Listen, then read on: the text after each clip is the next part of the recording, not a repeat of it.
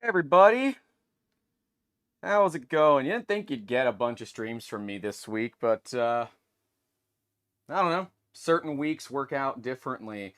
Before we get too deep into looking at this new SSR board, I want to read something to you all because I think it behooves being read here.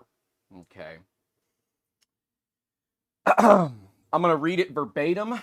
Um, I have copied it from a quote from Qidi.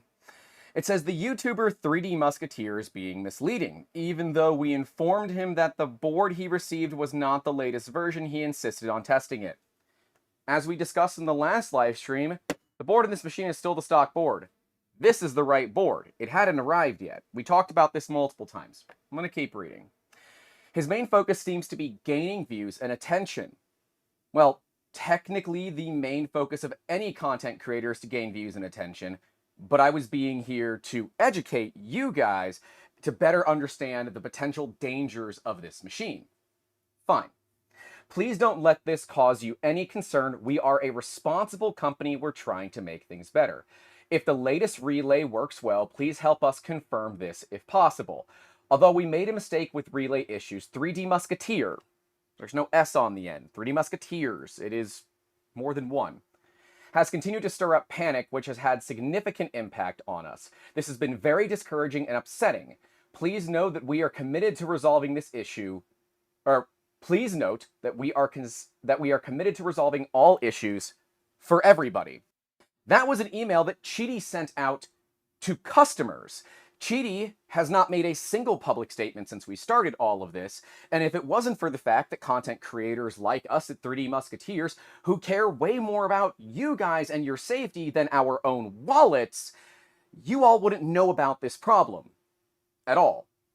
So I'm not trying to stir up panic. I'm actively not trying to get views on this stuff.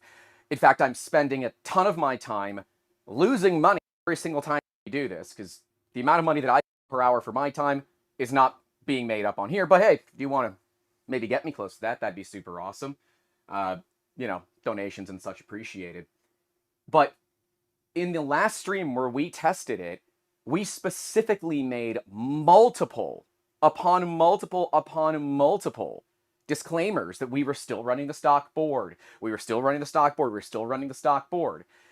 I don't appreciate when companies badmouth me, especially when they clearly didn't watch everything.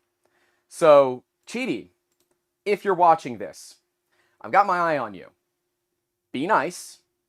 I'm showing the truth. If the truth bothers you or upsets you, that says a lot more about what you guys are doing with your products than what I'm doing with your products. With that being said, I should probably start my recording on all of this, and we should get into everything. Oh, we got lots of chatter going on in the chat. We do have a poll for you guys. I want to see if you all think this new one's going to work or not. I've got some doubts, and we're going to show why. Burn Station 3D says it's going to work, but will it be too hot? I'm going to have to license some stuff from Paris Hilton at this point. Nuno says they're so responsible that they didn't even make an announcement on the issue. Your words, not mine. Nepo Muck says I would not have rewatched a 4-hour stream if I was not interested in what they put into the original device. These original devices are still out there and potentially dangerous. Your words, not mine. I don't disagree with you. Mayor Make says there is not trying. You have to get it right before putting it out on the market. That's not my stance. That's written in law, especially when you're not in the United States. But when you're not in the United States, you're often not playing with 120 volts. So, there's that. Burnstation says, my concern is, what if the OG SSR is put under stress at, say, 108 volts or less? I see it in some parts of rural power networks. I couldn't tell you. I've got a Variac. I'm not certain. I think it's a 4 or 5 amp Variac. We could actually test that. I think the machine itself would get upset first. Let me get everything done. Oh no, I have to replace the SSR. I don't want to test that because that is going way outside of traditional testing protocol for this. But I did get capped on tape because we're going to need that today. We're going to need some Kapton tape today. Oh, man. So, yeah, Arsene Lego says, I'm not happy with how Qidi is handling this problem. I have so much hope and wish they would really get their act together. I have to agree with all of this. Coming after me, one, don't do that. Like, just don't attack content creators. It's never a good look. It's a huge thing that I can recommend to companies. Don't attack content creators. You're pulling a pin on a grenade, and you're not certain who's holding the spoon, okay? Don't do that. Because you don't know the fallout from what can occur from these situations. I've simply showed the facts, and if facts make companies uncomfortable, that's fine. If for some reason we no longer get Qidi 3D printers to look at, it was because that we cared more about your all's safety, and you should know about that, and potentially question people that still get them. That's up to you all to make that decision. So, Slap's top of printer, this SSR has literally been hand-wired. Let's take a look at this thing. We've got a brand new SSR, and in fact, I am going to switch you guys to my overhead, because I think that's going to be a lot easier for you all to see. Let me make sure everybody's happy. Everybody's nice and happy. All right. So, here's our new SSR board. Let's enhance for further protocol here. This is the new board with a toroidal-based choke of some sort. Call it an inductor if you'd like. We've got what appears to be a, just from my looking it up, it appears to be a optocoupler. We've got some sort of three-legged, it's bigger than TO220 package, but it could be a MOSFET. We'll have to look that up. We've got a couple of other little transistors, some resistors, and when you flip the board over, you realize that there's a Bodge resistor. Look at that. Oh, too close. Got back up a bit. There's a Bodge resistor right there. We've got a pad that's not soldered in. And that pad that's not soldered in does only go to the heatsink on this MOSFET, but it's literally just floating loose in there. And then we have a bunch of flux left on the board where these transistors of sorts were hand-wired onto this thing. Now, my understanding, and look at that nice big cold solder joint, or solder joint, on one of the MOSFET, or not MOSFET, on the inductor choke. I understand that there's a lot of copper here, and they've put in some of those vias to give it more heat dissipation, but you can sit there and actually heat that up if you try hard enough. And it does look like that this is just an error in the solder mask, that there isn't an open pad to stick solder onto. This resistor is 100% a Bodge resistor that someone added in post. That's the fix. This is the fix that a company is sending for a $800 3D printer that the former fix was over 200 degrees Celsius. So we've got ourselves some Kapton tape. We're going to go ahead and get the back off this machine, and we're going to be taking a look at it. But if you get these replacement boards, please, please, please, please make sure that yours looks better than mine. If it does not look better than mine, and you can see things that are hand done, I don't know if I would... This doesn't exude confidence to me, especially like, you know, the random resistor underneath. Like, how was this not just checked beforehand, right? What does that go to? That connects the live to the neutral through a resistor. Is that just a bleed resistor? That must just be a bleed resistor. I can't even... What is its purpose? Yeah, it's got to be a bleed resistor? Yeah, it's nothing I could think of. I don't know why that's there. It's a little quarter watt. For those following along at home, it is gold, potentially brown, black, yellow, and red, if you want to use your resistor codes to figure out what that is. And as Mayor Make says, we also have no ground plane. Not that I can see. Does not appear that we have a ground plane. And you guys can't, well, you can kind of see it. It is just a two-sided PCB. You can see that it's just, you can see the translucency. You can see my finger behind the board. So I'm going to install this, but please make sure that your board is in better condition than mine. I mean, we can even see they've sent, to their credit, we've got new screws, the actual like bit drivers and everything, and a new case, which is the old case with some risers added to it.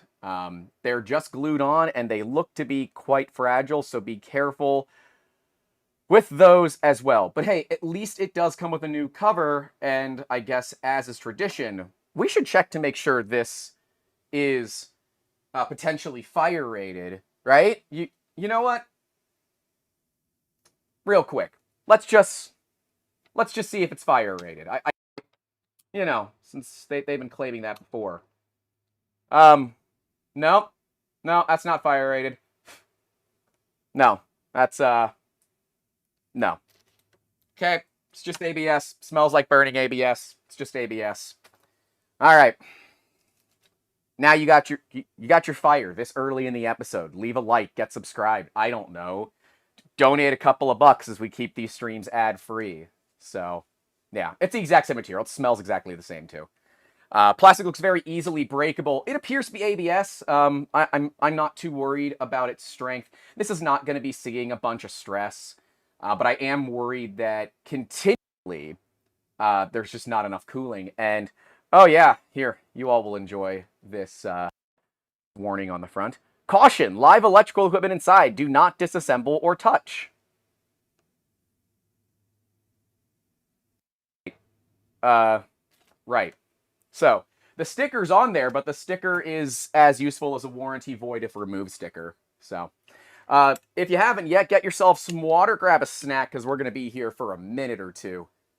Let's have some fun. MM-size bodges are fairly common for first-round boards. I don't disagree with that, but certainly not ones that are sent out to consumers, right? This board should be a final product that is sent out to a consumer. This does not exude confidence. Let me take off the wide-angle lens on this for you guys real quick, and we'll get a little closer. There's a wide angle on that. So now I can get a little closer for you, so you guys can actually see some of the roughness on these solder joints. And you'll probably be able to see that my fingernails are a little dirty. That's okay. These resistors are so tiny. I don't know if it's going to show up well in the video, but you know, we've got the actual missing piece, the actual missing mount right there. We've got a cold joint back there. We've got tons of extra flux and rosin left over, and the bodge resistor. Again, I don't disagree that bodge resistors are incredibly common when you're dealing with first-run prototypes and stuff, but this is not the kind of stuff that you ship to customers. So, I guess this begs the question, am I a beta tester? Are you a beta tester? Is anybody a beta tester for this? This stuff is alpha. This is alpha. You should not be getting this even in beta. So, let's go ahead, get the back off the machine. Let's get everything installed. Let's take a look. And then before we put everything back in, I'm going to route the heater, the temp probe, and I'm going to actually attach it to this. Somebody did... there are people that are claiming to be electrical experts in the comments of the last video saying that I was damaging the actual coating of these coils. And just so that you're aware, they're enamel coated. They're not, they're enamel coated, okay? You'd have to get really hot for any of this stuff to actually work. And by the way, my meter is set so that when I touch the probes, it beeps. So when I'm touching the probes like this onto the coil and nothing's happening, the coil's electrically safe. Stop it. I'm not an electrical engineer, but I'm also someone that has built multiple Tesla coils, electric vehicles, and tons of other things in their life. While I recognize that that's nothing that most of you know yet, I'm not just like your average everyday user. I'm a turbo nerd that loves random stuff. So, yeah. let's get into this kind of thing. Little Nepo Muck says, you're apparently a beta tester the second time. Yeah. What the heck? There we go. I needed to get my temp probe out. We're going to go ahead and remove the back panel. We're going to get this thing installed. And we'll turn on everything. We'll turn on the webcam when it makes sense and all that. But for right now, you guys know the drill. See a screw? Remove a screw.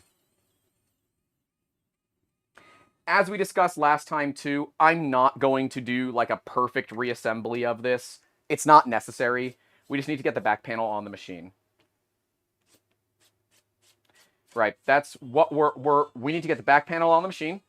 We're going to do 2 basic tests. We're going to do 1 test of letting the chamber heater itself bring everything up to temperature. That's going to be the second test that we do because it takes a long time. We're going to first measure it with the heated bed and see where our temperatures actually get to. Qidi claims in a video that it doesn't get above 50 degrees Celsius. So we're going to test that. I feel like my name is Todd and this is Project Farm because we're going to test that. Don't sue me, Todd.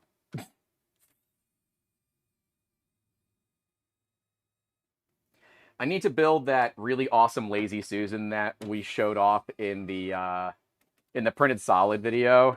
If you guys don't know what I'm talking about, go back and watch that video and specifically look at the repair area. They had these super cool Lazy Susans, and apparently they use the exact same ball bearings as the R2 droids use, like that the droid builders use. So I happen to think 1, super freaking cool, 2, super freaking cool, and 3, super freaking cool. I need to build one of those. That would make this work a whole lot easier. We have a couple more to remove this front mount. Let me make sure. Oh, we're still on for power, so let's remove our power here. I do have the battery ready for the solar, but I am also running the air conditioner off of it. So, yeah. Fabrico Hector is here. Hey, dude. I know you're also playing around with this machine. We've seen each other in the Qidi, whatever you want to call it, in their Discord. Nick T said, well, they claimed 140C with their old SSR board. Yeah. So, let's get that out. I'm going to go ahead and remove the back panel now. Wonderful. I will tell you, this gets easier and easier to work on, because once you do it 15 times, you know what you're doing. Funny how that works. Dark Alleyway Studio says, thanks for doing these tests, Grant. Nearly bought the +4. I'm not saying that this is a bad machine. I think it has a lot of potential. I just think, well, potential's great, but the execution has been bad. It's like what we say in the product development world, right? Ideas, dime a dozen. I don't even care about ideas. Ideas are completely worthless to me. This isn't the dot-com bubble of the early 2000s, and you're not some, you know, super special NFT person from like 2 years ago, right? So your ideas don't really have a lot of value. And I mean that with no disrespect whatsoever. It's a fact. What does have value is execution. Execution is the only thing that matters in this world. And so while Qidi has a great idea, execution, we didn't get there. And I don't think that it's fair for consumers, specifically users, to have to do this kind of testing. I don't think it's even remotely appropriate for consumers to have to do this kind of testing. So, yeah, that's life. Where are we at right now? I'm seeing a 55% yes. Oh, a lot of you think it's going to work. I really do hope it does work. I really do hope this works. I would love nothing more than this to work. I think that would bode incredibly well for Qidi, but I will still tell you all, please don't do this unless you know what you're doing. Once we are done with this test, I can't keep this machine here. My business insurance broker already called me about it. So, yeah, we can't even keep this machine here. It is not approved to be in our facility. Nice 3D piece, gifted 5 memberships. Thank you very much. We got Axel got one. Cletus got one. Burnt North, Digital Matrix IO, and Hypermotive Racing all got it. And you guys are in luck because when we're done with this stream, I've got some caddying room floor videos that are going out and a bunch of stuff that's going to be coming out, and there's going to be a ton of behind-the-scenes stuff coming out. And if you are in the Orlando area, I will see you at Orlando Maker Fair tomorrow, so come on out if that's your kind of thing. We'll see you at the show. Come get a photo or something. I don't know. I don't know how that's supposed to work. So, Foxy Burn 1 says, probably been asked, but what is that screwdriver?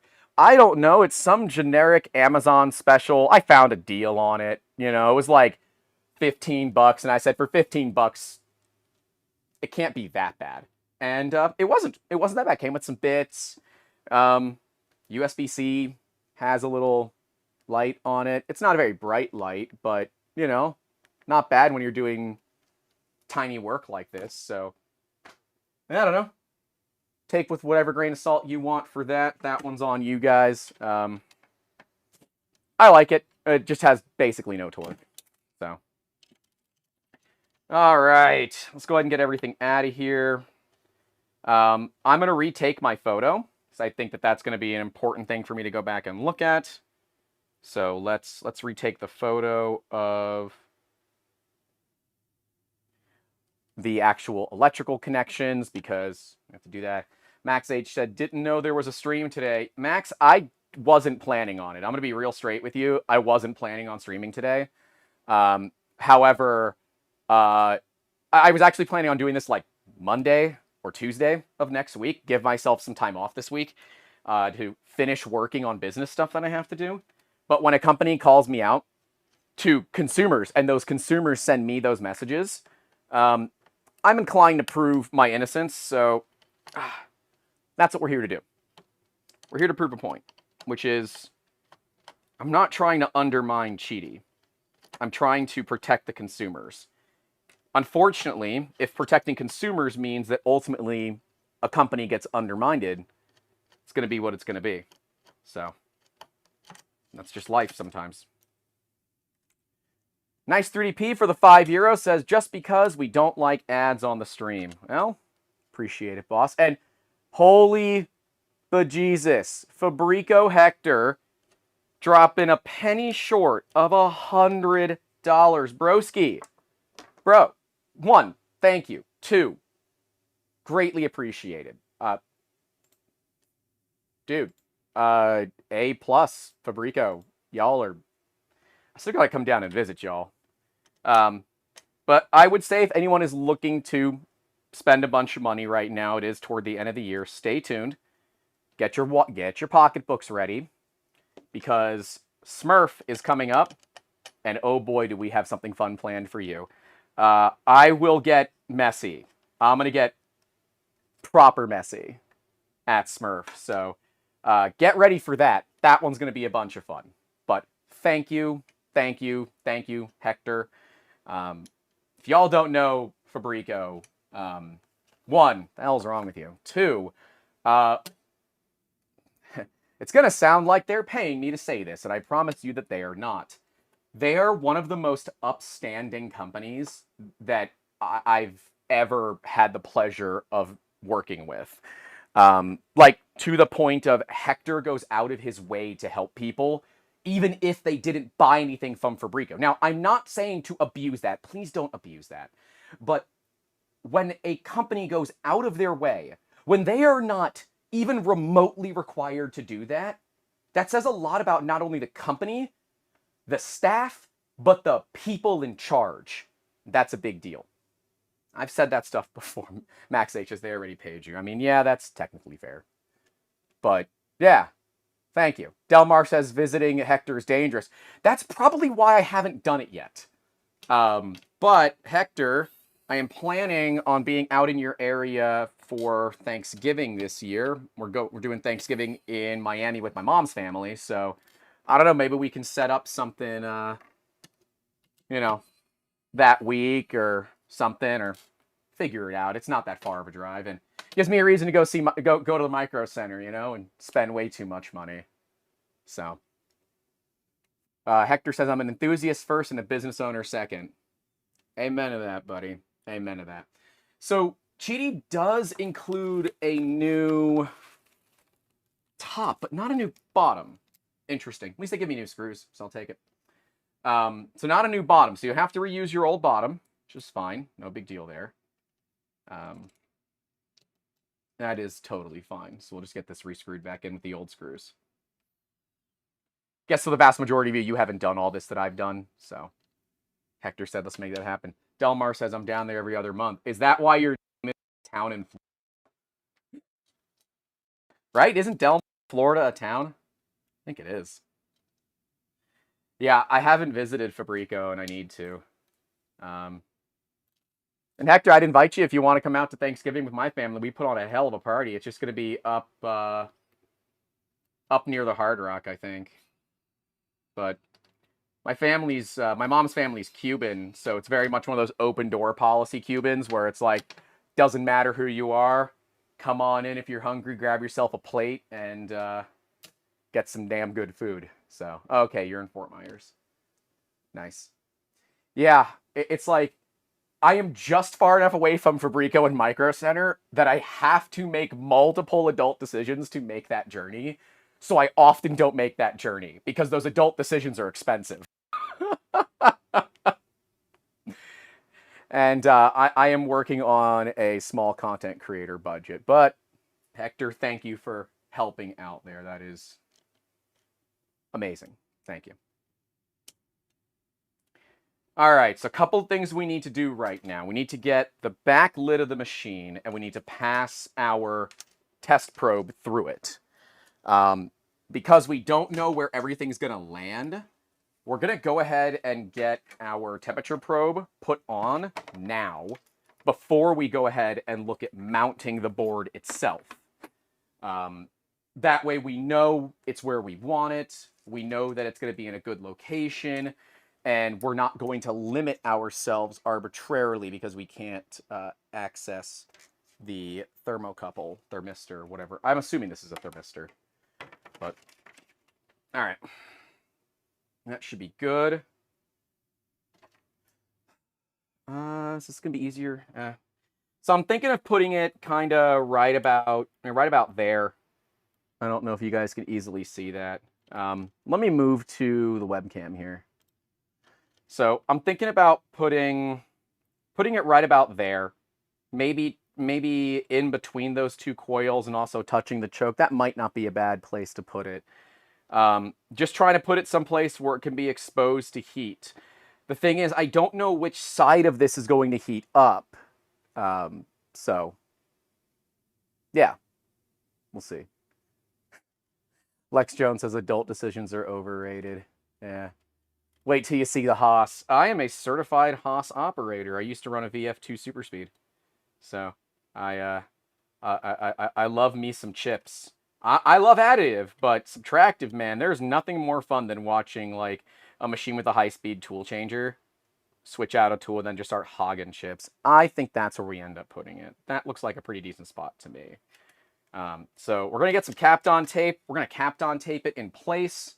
That way, everything is kind of right in the world. Amber's here. Hey, Amber B. Oh, let's do that. Amber B is here. She has been changing the oil in her car, so I hope that's going well. It's a brand new roll of Kapton, by the way. Brand new roll of Kapton. You can see the sticker. So I got to find the end of it, which I am positive I'm going to get wrong. It's basically translucent.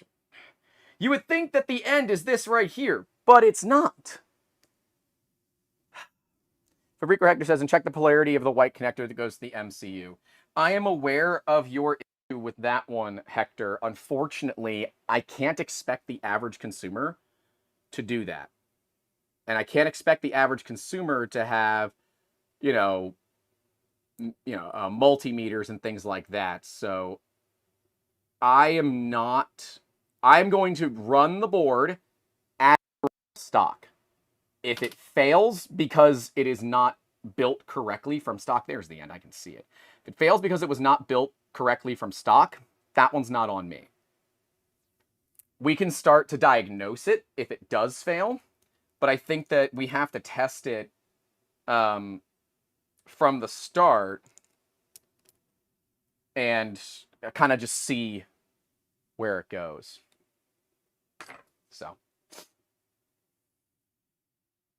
Okay, Amber just finished repairing the splash shield on her car. Nice. SoundSpark said, if you think Haas is great, you ought to see the machines Titans of CNC have. Yeah, I have seen some pretty serious machine shops, 5 and 6 axis DMG Maury's, Swiss Mills. Eurotech is around the corner from us. They have an office out here, and I have visited their facility quite a few times. In fact, I have danced with the owner's wife, I think. It was an older lady. They had a jazz band, and she was just kind of dancing alone. And I went up to her and I said, do you dance? She's like, apparently I'm the only one that does. I said, well, what do you dance? She said, oh, I love swing. I said, well, you're in luck. That's actually what I know how to dance. So we danced a few songs, and everyone thought that I was a paid individual. That Kapton is not sticking. All right, I got to focus on actually getting the Kapton to stick more than I got to focus getting it on camera, so I'm gonna happen to. Lex Jones says, do you happen to have a FLIR camera? I don't. No. Your boy has, well, thank you to Fabrico Hector, a little bit of YouTube money, but not... One of those FLIR cameras is like one of those adult purchases that you're like, I just want it, and then you find reasons to own it, right? I want one, but they're still like $300 or $400. They're insanely expensive. I'm sure they're good for what they are.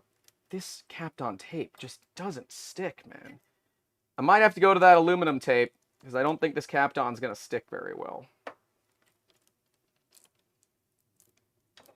The nice thing about Kapton is it is electrically insulating, so we don't have to worry about... Yeah, it's not sticking at all, so that's not going to work. East Coast swing for the win. I do like East Coast. I like West Coast swing. I like Lindy. I love Lindy. Lindy's my favorite. If you want to see a little bit of Amber and I dancing, and you are now a channel member, go look at the Printed Solid tour from last year. Not the one that we just posted, but the one from last year. If you aren't a channel member, you can look at that same video, but it's going to be a much shorter clip for reference. Yeah, Amber and I actually met dancing. So I think I've talked about it before. If you're looking to meet other turbo geeks, the one thing that you wouldn't expect is dancing, and swing dancing apparently just happens to collect turbo geeks. All right, so we're going to use my aluminum tape here. We just have to be careful because, of course, it is aluminum tape, and therefore it is theoretically electrically conductive.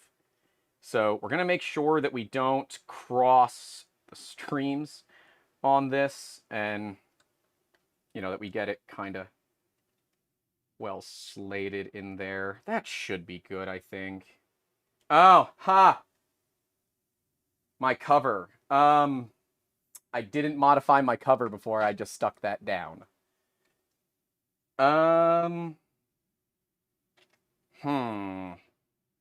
We'll just feed it out the side. Geez, nothing is sticking to this. Is it just... Hold on. I think it's too hot in here right now. It's 26C. It's not that hot, but it's damp.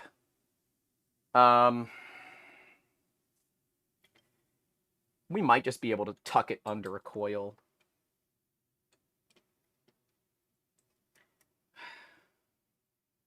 Sorry, guys. Here, I can switch over to the webcam if you want to see it a little bit better. There you go. What am I doing? I have a standing desk. Bring it up to me. Which is funny because the webcam is also attached to the desk, so you don't see the webcam move. All right, so we got to find a good place to put this temp probe. I thought I had a good place, but it really doesn't want to stay there, so I can bend the copper wire a little bit, I guess. Tuck it underneath the copper. Nope, that didn't work either. Dang. This is it's a temp probe. I see that someone said that they just joined. We are using this to monitor temperatures, and I'm not as cool as some of you. I don't just have like random clipper boards that I can stick stuff on to monitor things. I would love to learn clipper more because I feel like that would just be insanely valuable to me as a creator.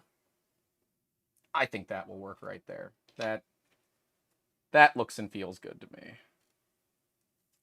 Right there. What do you guys think? That's on one of the turns. It's sitting directly on the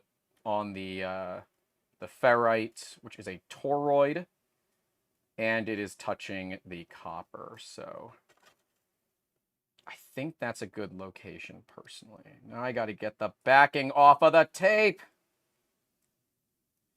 For those that just joined, I do recommend that you go listen to the first couple of minutes of this stream.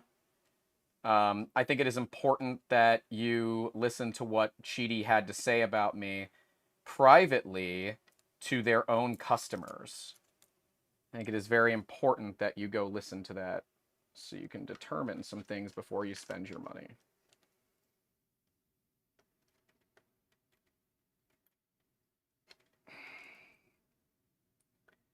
All right. Is that good enough? That could be good enough.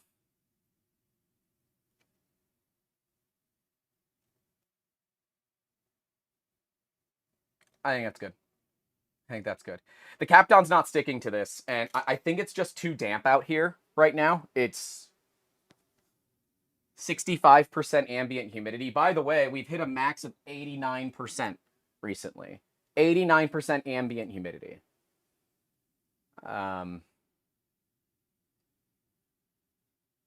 Berlin. Ducky said, are they using a MOSFET now? Looks like there could be a MOSFET back here. Ducky, go watch the first bit of this. What's the outside air temp and humidity in Florida? It is currently, and I only have it in Fahrenheit sitting in front of me, so if someone wants to convert it, they can. It is 87 degrees Fahrenheit, mostly sunny, and humidity is just described as yes. I don't know the actual percentage, but I can tell you it's hot and sticky, and it's gross. It's very gross here. It's very, very gross here. So, okay, we've got that. Now we got to look at getting our power connectors put in. Let's get those. These, of course, are our inputs. Yeah, it does look like they went to a smaller MOSFET, but it's going to be very much a don't judge a book by its cover. Do they not have... Nope, they don't actually have how you're supposed to wire this. So I'm going to match the old one. Oh, I didn't shut that meter off. Thought I did.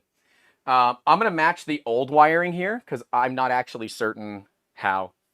Oh, it's a BTA 41-1000W3Q triac. Okay, so it's a triac.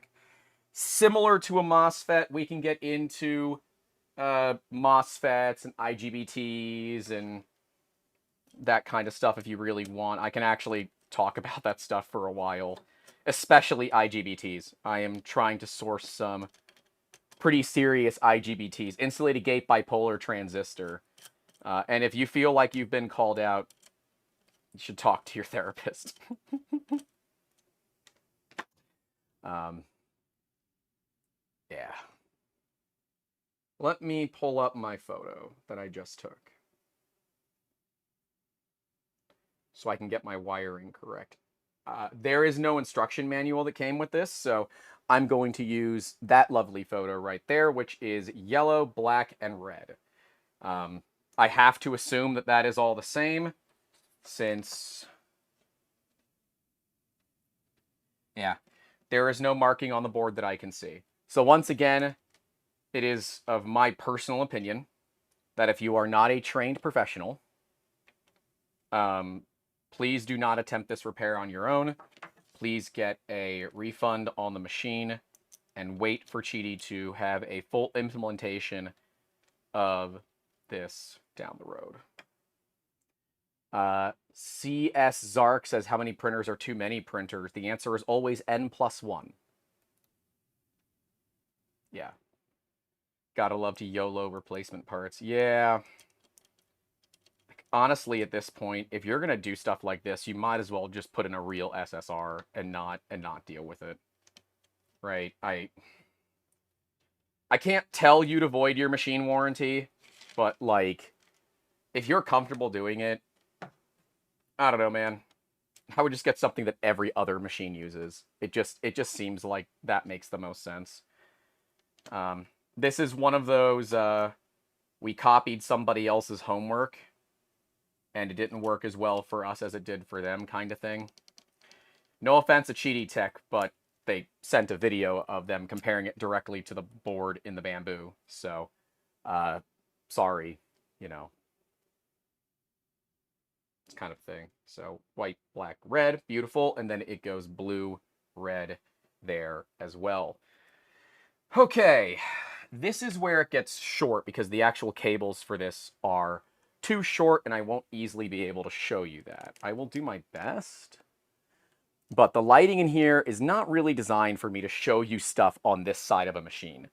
Of course, that's always the side I choose to work on, so I should probably, you know, reassess how I have my lighting done in here, but meh, it's fine. All right. Let's pull some of these connections off. Love the Prusa screwdrivers that are now blue, or blue, Jesus, orange. I'm having a day, okay? I'm having a day. I had my life threatened by a man on a bulldozer a couple of days ago, and I'm still kind of upset from that. That's a long story that I care not to tell right now. But maybe one day we'll tell it. Get subscribed or something. I don't know.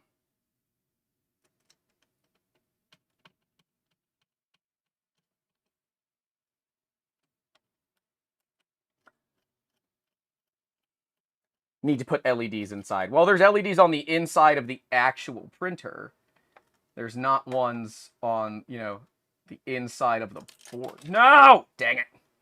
There's not ones on the inside of the board like this. So, and I would also argue that there shouldn't be, because you really shouldn't have to do this. I need more tape on that. That is not sufficiently taped. Let's get some more of that good sticky silver tape.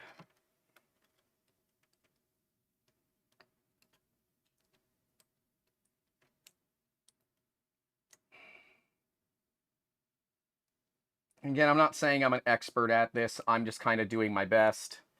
If you think you can do better, by all means, please do. I've never once stated to be an expert in this field. I am an end user. I am a hobbyist. I am a business owner. And apparently I am also a professional dingleberry on the internet. So, you know, there's that. Oh, come on. Get in your hole. Jesus. Okay. All right. I got it. Ladies and gentlemen, we got him. Okay. Shut the trapdoor on that. Get this plugged in over here. And I'm kind of doing what makes the most sense to me. It could be wrong. If it is, I'm sure Qidi will send an email to their customers and not tell me. That's a bit of a low blow, but I think it's deserved. Okay.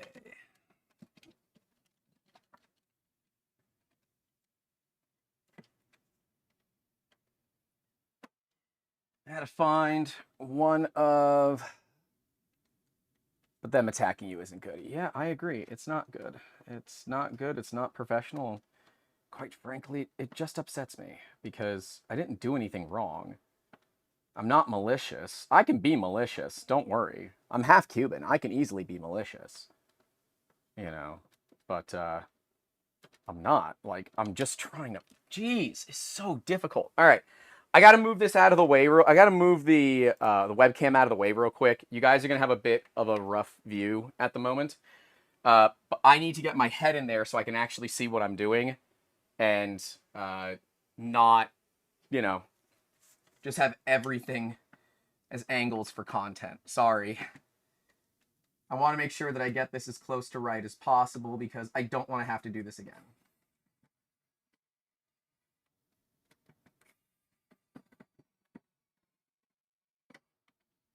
Oh, come on.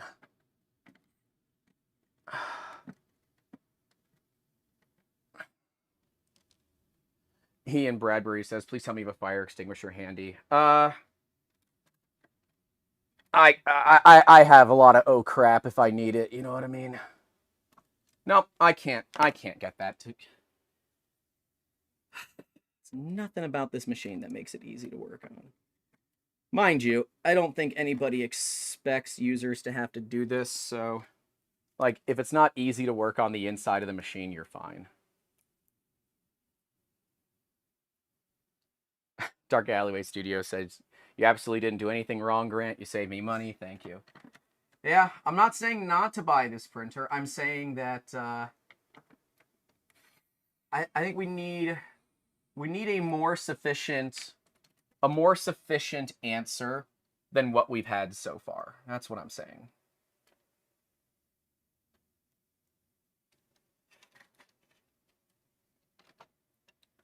I am really hoping that my tape job is good. There's just no easy way for me to tell if it is until we put everything together and we find out. And that kind of sucks. I guess we can... Let's run it real quick with the cover off. And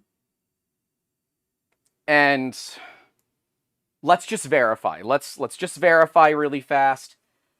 Let's make sure that I can actually measure the temperature where that is, and we're getting what I think is going to be a reasonably accurate reading. So this is just a quick test. This isn't going to be anything permanent or any of that. So yeah. Mala with the PLN of 10 saying hello.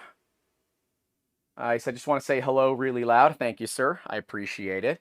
I gotta give hearts to all that stuff. Simon Snow with gifting 5 memberships. Thank you very much. Greatly appreciated. Spit on Sound got one. You 3DP got one. James Kerbal, Chris, Justin Miller. Y'all got them. Sweet. Congrats, y'all. All right. So now I just want to heat it up real quick. Let's just see if we can get... I shouldn't have done that. Please don't stick your hands in something with live electricity. Please don't. Yeah, panel's not going to make much of a difference. I don't disagree with you. But it'll be the thing that people yell at me about. Okay, so everything did turn on. Let's check our temps here. 26, 27, 28...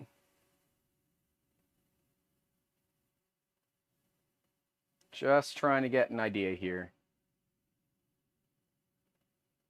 Check the white wire before you turn on the heated chamber. I think it's on. It smells like it's on.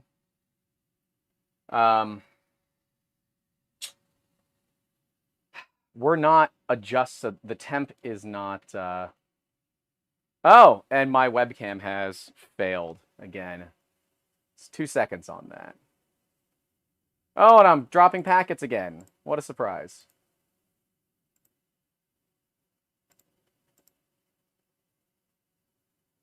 Okay. So we're not increasing temperature, and I don't know...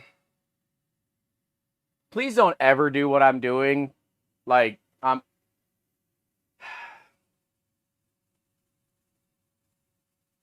lot of people are really yelling at me to check the white wire. Again, it's not my thing.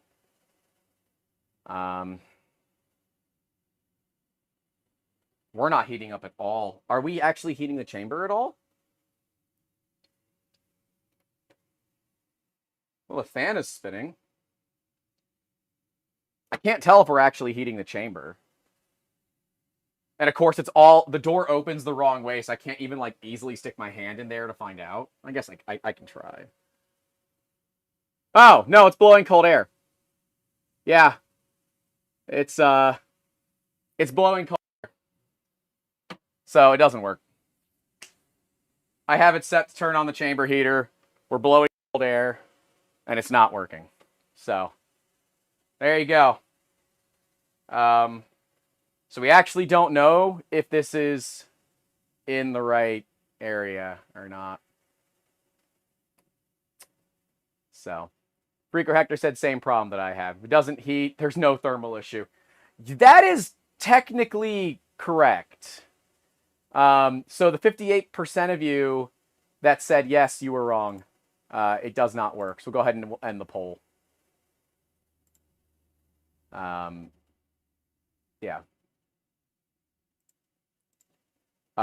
Terrell says, Qidi sent saying that our chamber heater needs to operate in conjunction with the heated bed, and the heating speed of the chamber is still so fast compared to many other machines on the market. You can ask other owners.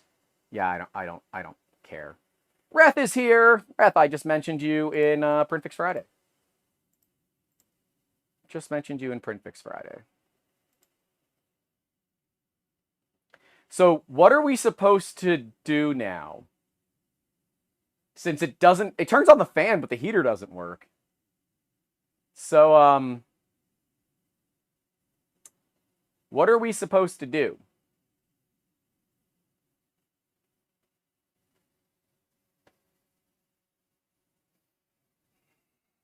I mean, look. There's two different schools of thought that we can take here. We can take the school of thought of we don't modify things that are sent to us and it's going to be what it's going to be. Or we can take the school of thought of we're pretty certain we know what the problem is. It's the white wire that is backwards because Qidi didn't check their wiring and we fix it for them. So I'm going to be real straight with you guys. You can't trust these new boards. And unfortunately, I actually already knew that before we started. Fabrico Hector had his board before I did.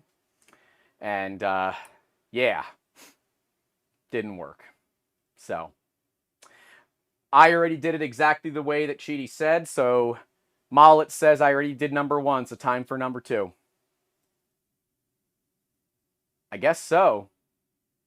I guess we got to go ahead and do that. So that temp meter doesn't mean jack diddly right now. Let's bring you guys to look at the machine right there.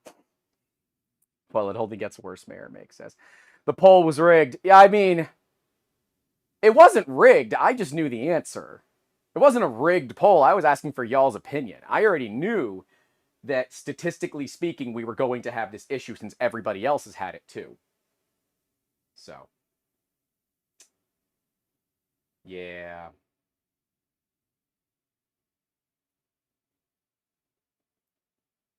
So what do you think we should do? Should we flip the wire and see? For Hector's, unfortunately, mine probably burned the optocoupler and doesn't work now. Oh. Well, that's fun. That's fun. Here. I really should get...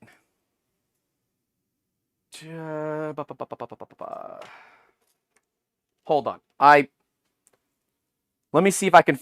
Small... I got a light right here. If I can find a small little tripod or something to... Ooh, I think I know where there is one. Yeah, I'm right. Let's go. I can give you guys light. I didn't even think that I had... I forgot that I have this light here. I have a little battery-powered light that probably has at least 50% battery. And this will make your lives so much easier. It's a... God, this is a real piece of garbage tripod for it. But whatever. It'll be good enough.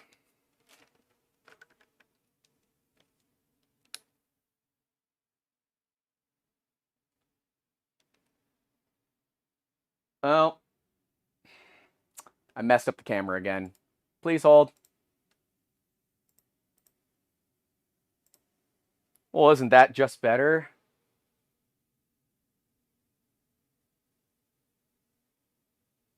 Yeah, that's way more better. Hey, look at that.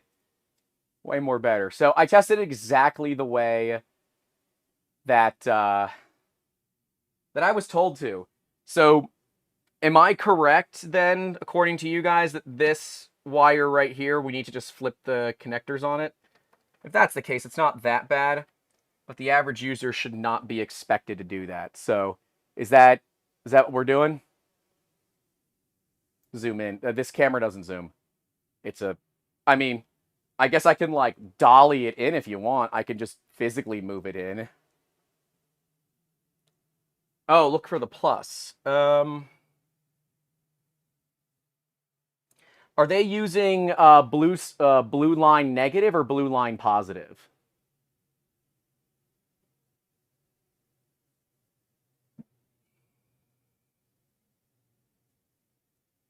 Because if they're using blue line negative, we've got a problem. Oh yeah. Yep, they're using blue line negative. They literally. Oh, you think it's burned out already? Yeah, nope. It is. So this cable's backwards, but it's blue line negative. So, oh my gosh, I got to go show you guys something that I got at an estate sale. You guys want to see something really, or a garage sale? You want to see something really cool that I got at a garage sale? You want to see it? Because I'll totally go get it, and it's awesome. You know what? I'm gonna go get it anyways. I don't care if you don't want to see it. I'm gonna go get it because now I'm really, really excited to show you. And yeah, going through. Uh-oh. Well, I can add a Prusa, and it takes 30 seconds to do. La la la la. Changing fonts.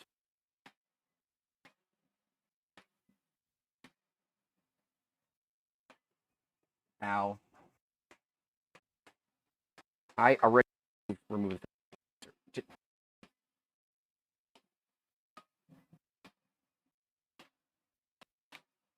All right. Gotta go show you guys.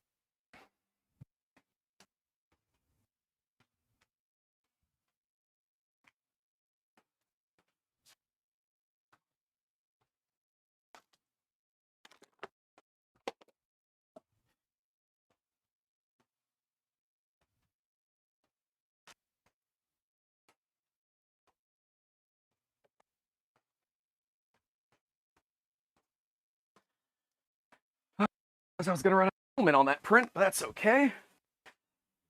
I'm sure it's purged and good enough. Go. All right, going back out. All right. I'm reminded, y'all got to see this. You gotta check this out. Look what I picked up at a yard sale. Look at that. Beautiful set. Audio's disaster. Well, I walked away. Look at that. Real branded Molex crimps. I never owned a proper set of real Molex crimps before. $5. Here's the other thing that I got. Yes, that says exactly what you think it says. Mitutoyo. Boom. $10. $10 for a functional, working Mitutoyo Absolute in basically brand new condition.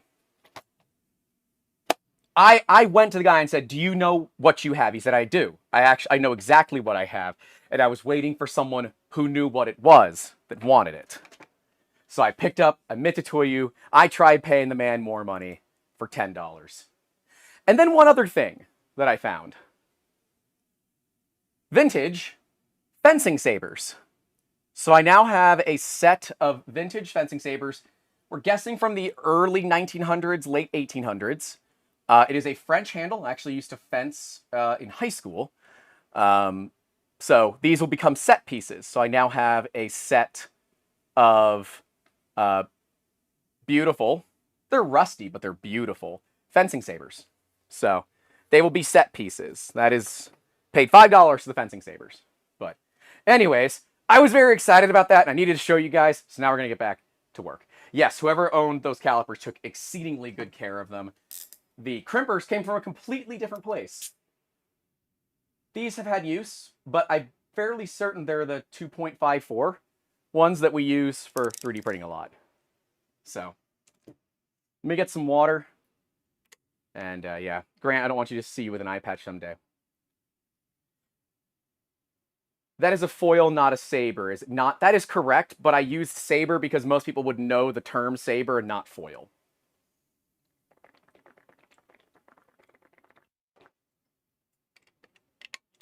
It would be a fencing foil. But saber people will understand. Foil, a non-knowing person would not understand. So, all right, that was my tangent for the day. I'm gonna get back here to doing this the literal hard way since I don't have a depinning tool. And I definitely don't just use a pair of flush cutters to do it. Should really just completely, yeah, I'm just gonna pull the wire out. And we'll do it up here. Grant, try switching the live wires like DK says. I followed the exact system that was on the old one. Do you guys want me to switch the live wires? Do you want me to do that first? I don't think it's going to do anything. It's AC. It shouldn't matter. So.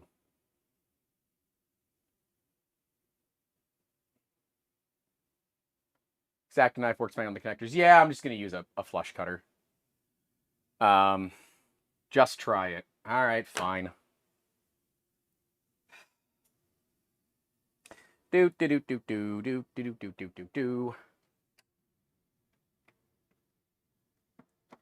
Unfortunately, it's not as easy as the last one where it had, you know, a PE positive and negative or whatever it was listed as. So, all right, fine. I don't think it's going to do anything, but don't ever say I didn't do anything for you.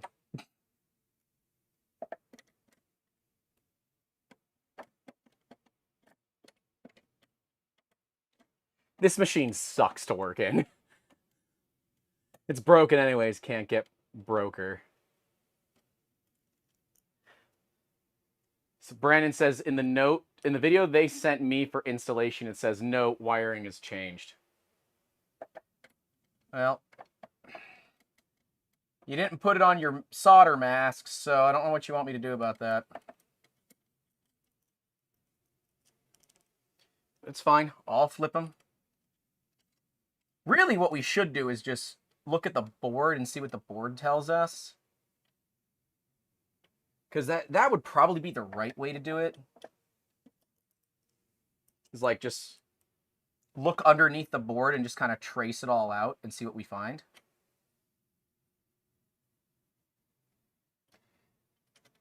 So I'm leaving PE on the bottom. Unplug the power. Is the power cable still plugged in? That's off. It's fine. Never watched a whole video. Did they say? I don't think they sent me a video. I'll verify.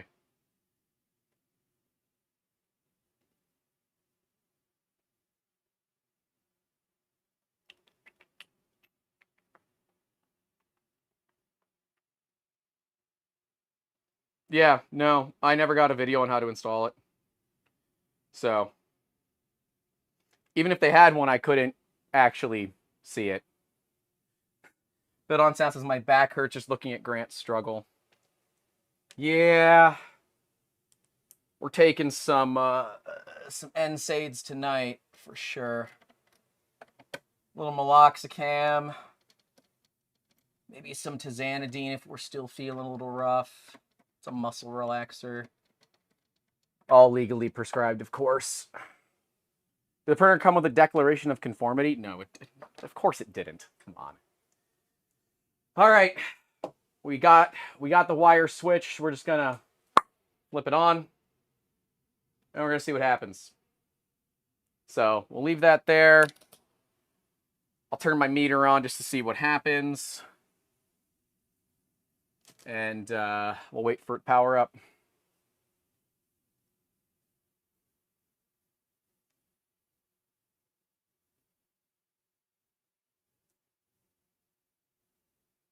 Miles says I need a desk that not only moves up and down but tilts left and right. I just gotta build a big lazy Susan for it. I gotta get the right ball bearings that the droid builders use, and we'll do a build of it on the channel. Probably do it live. I'm gonna lower the table just a little bit so that I can see you guys a bit better. Okay.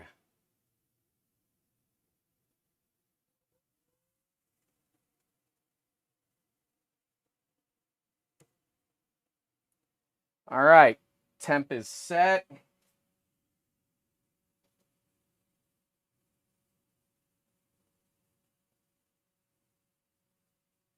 All right, I think DK was right.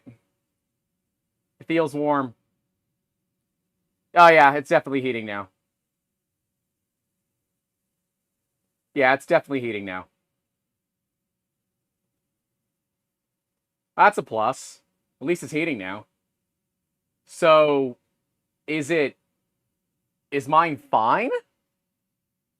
I didn't flip the connector. I didn't flip the connector. Now I'm confused. I didn't flip the connector. I flipped the wiring. But it's AC, it shouldn't matter. We didn't flip the JST wire. At all. Now I'm really confused. Jimmy says, can you check the voltage of the wires? You switch, you said it was AC, but it must be DC if this helps. Nope, it's AC. The heater is AC. We know it is AC.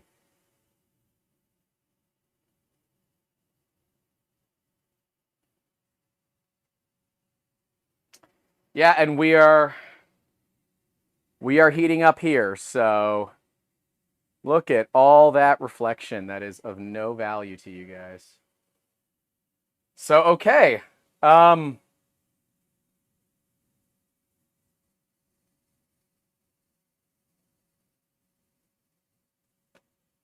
Rest said there could be a rectifier circuit. You know, that's a great question. Let's find out. Does it have a rectifier? I mean, a rectifier circuit. That's an old tradey joke. Yeah, because heaters can theoretically work with AC or DC. They often don't care. Let's see if there's a rectifier circuit. Nope. 2 amps AC going out. 2 amps AC going out. 2.6 amps going in. Wait, that's a lot lower. Wait a minute.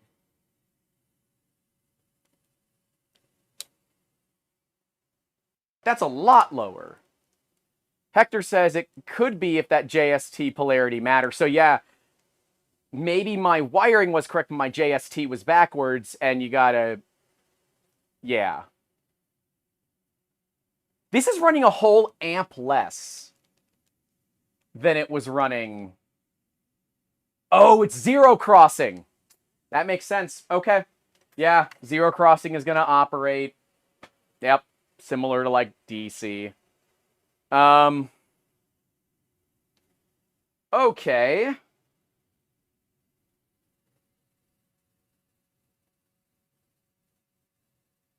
It is warming up for sure, so that's good. That's around 300 watts. Yeah, that's really, really, really low current compared to what it was. I'm going to go and turn off the machine because we have to still finish buttoning everything up. And it's... they already complained about me leaving the back open once, so they're gonna complain about it again. So, yeah. I guess it was third time's a charm for that. All right, I can turn off this light. We don't need that anymore. My shop is getting so messy. Shop is getting so messy. And it's not even a football player. No, is that a good joke? I don't care if it isn't. All right, let's pull that back and out of the way.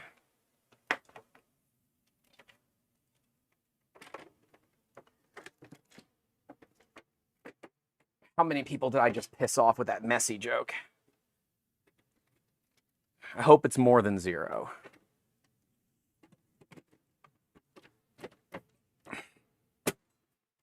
You got to give it the old Fonzarelli, man. You got to just kind of smack it. Remind it who's boss or something. I don't know. Okay. Yeah, we're not applying any cooling to the motherboard. So, done.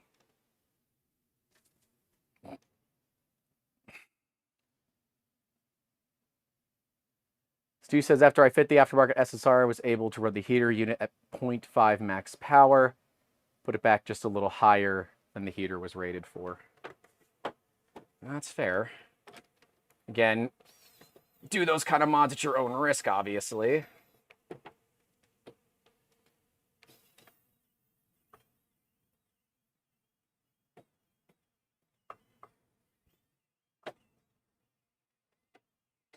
Oh my gosh. Come on.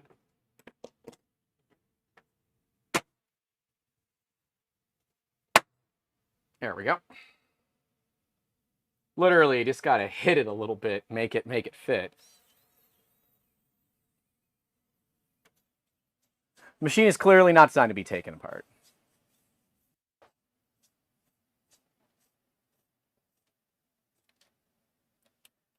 Kisker said, speaking of wiring, can you help me? My Magneto X bed originally had a ground wire. My replacement bed does not. P.O. Poly said it's fine, but I don't know enough and am uneasy. I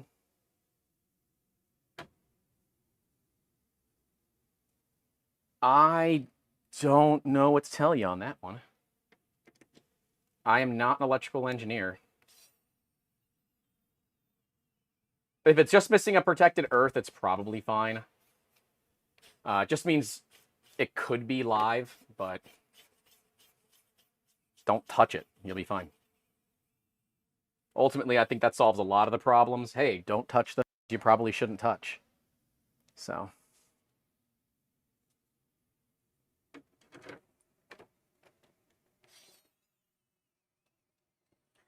Mollet says, mains voltage without protective earth is illegal in many places at the $10 tier and higher. Yeah. We do have a private Discord server. We do pay gate it. Sorry.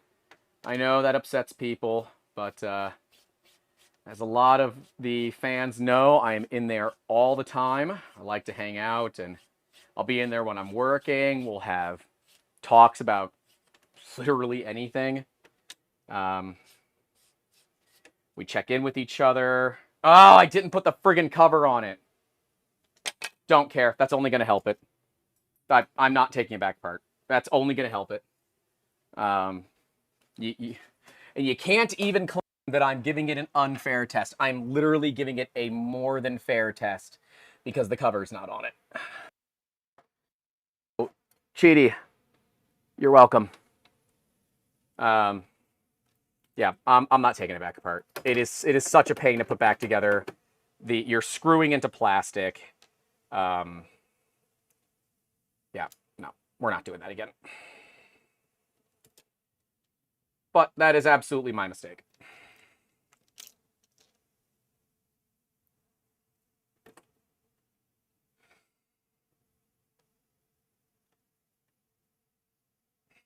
Yeah, I love how the rated power is 450 watts plus 400 watts for the chamber heater.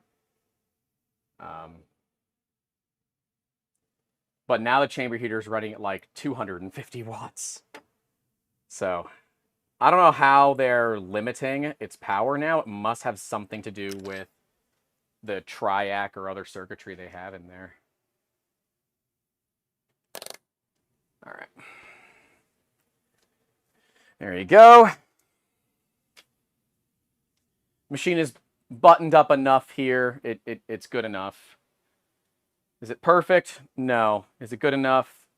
You betcha. You betcha it's good enough. Tim O'Lude says, YouTuber failed to install the cover, so the test is void. Yeah, sorry, Qidi. I'm not taking it back apart. I do not feel like doing that right now. Sorry. Yell at me in the comments or something. I don't care. Qidi will complain. Yeah, they will. That's okay. So.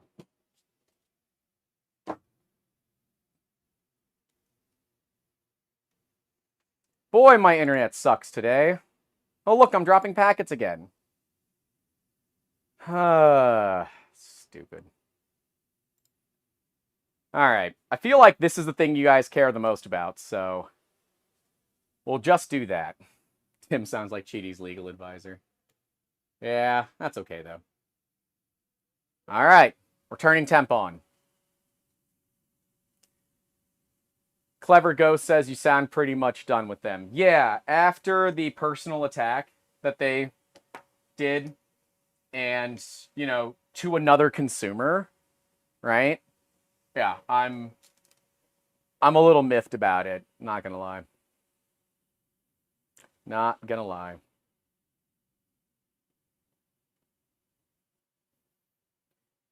Oh, let me turn the heated bed on too, and then we'll try the other test without the heated bed.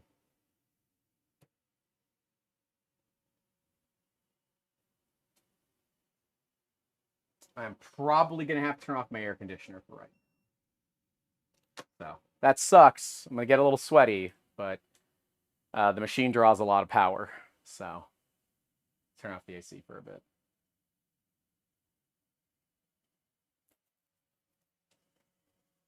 I hope that we didn't mess everything up. I'm sorry if you guys are missing frames. Please go ahead and reach out to Spectrum and tell them that their internet sucks.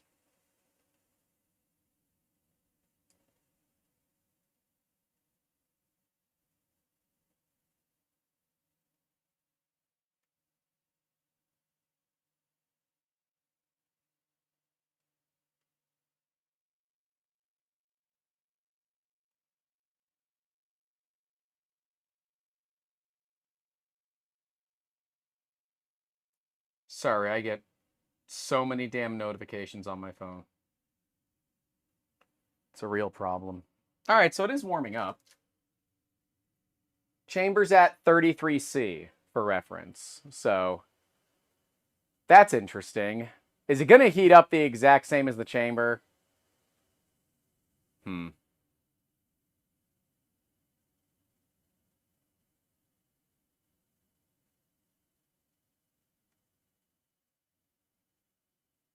Okay, we're tickling 34. And so is the chamber. I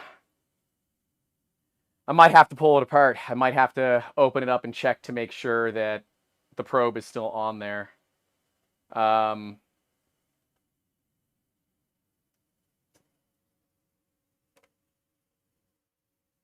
me be at least reasonably smart about this. I'm going to put on a glove. It's a small... wow, that just tore. It doesn't matter. As long as it... Oh, nope, that tore all the way down. Okay. I'm going to put on a nitrile glove. Hopefully, if I don't keep tearing them. Coil should not warm up beyond ambient. Well, we're going to find out. I'm going to put on a glove because that should insulate me. Put it on the triac. It's fair. Seems to be too slow in warming up. Yeah, it's definitely nice and slow, so I feel good about that. That's a plus.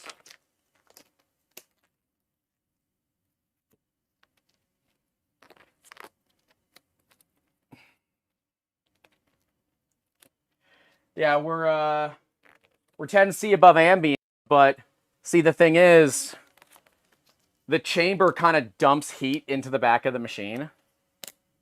So we kind of have to, expect that it's going to get at least as hot as the chamber, because it's going to. There's just no way that it doesn't. So Marimake said to put the thing on the triac. We'll check that out too. Put it on the triac and we'll see what the triac says.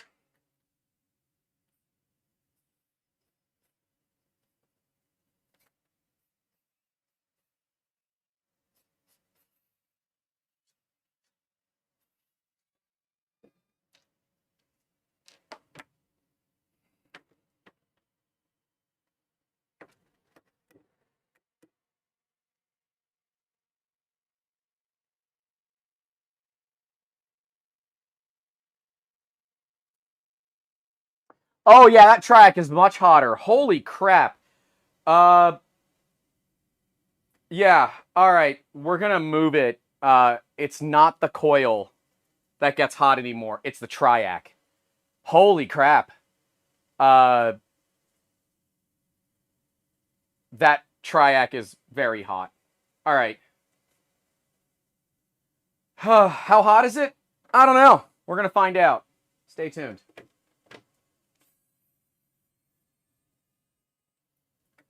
The track is definitely hotter than it should be.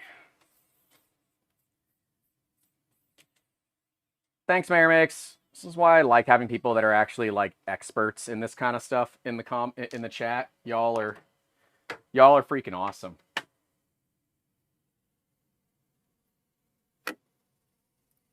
All right, so it's not getting above ambient. So we're going to go ahead and pull it off. We have now removed the temperature coil, the temperature probe. I'm going to stick it on the triac. Yeah, there you go. The triac's getting nice and toasty. Now I'm just holding it there. And again, this isn't a very fair test, so I'm going to get some more of that, that tape. Thought I saw the track in the first part of the video.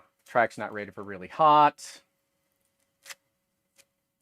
Yeah, it has a heat sink. That's totally fair, and I should have looked at that too. The thing that has the heat sink is probably the thing that gets hot now. So if it's got a heat sink, you know, we'll give it some leeway. Right? And of course, it is getting a best case scenario since it's not out in the open.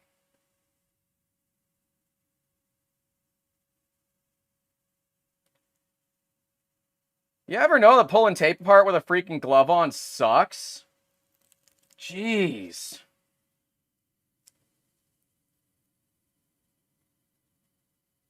Here's my skin temperature for you. 36C on my skin temp. Nitrile gloves are not a valid way insulating precaution. I never said it was, but it's better than nothing. It's better than nothing. We'll shut the machine off. We'll go ahead and move it. Hey, Ben's here. Hey, Ben. I haven't seen you in the server in a minute. Nitrile gloves are absolutely better than nothing. It's just not a good... Don't do it, basically. This is very much a do as I say, not as I do kind of thing. And I have summoned the Australian Sparky to yell at me. Yuck.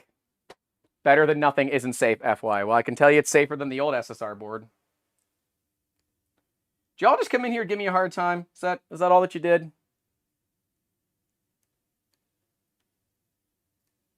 Yep, I have completely ruined the glue on that tape. Let's get more tape.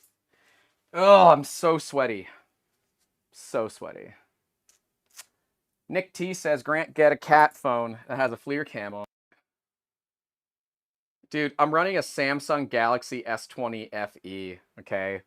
Like, I don't buy expensive phones. I don't buy expensive phones. It's very sweaty in here right now.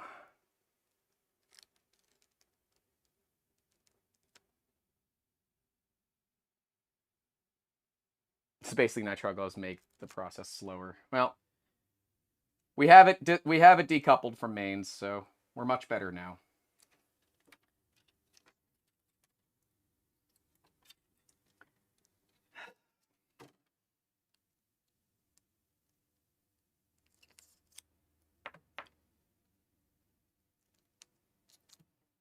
I gotta be careful with the triac because it has exposed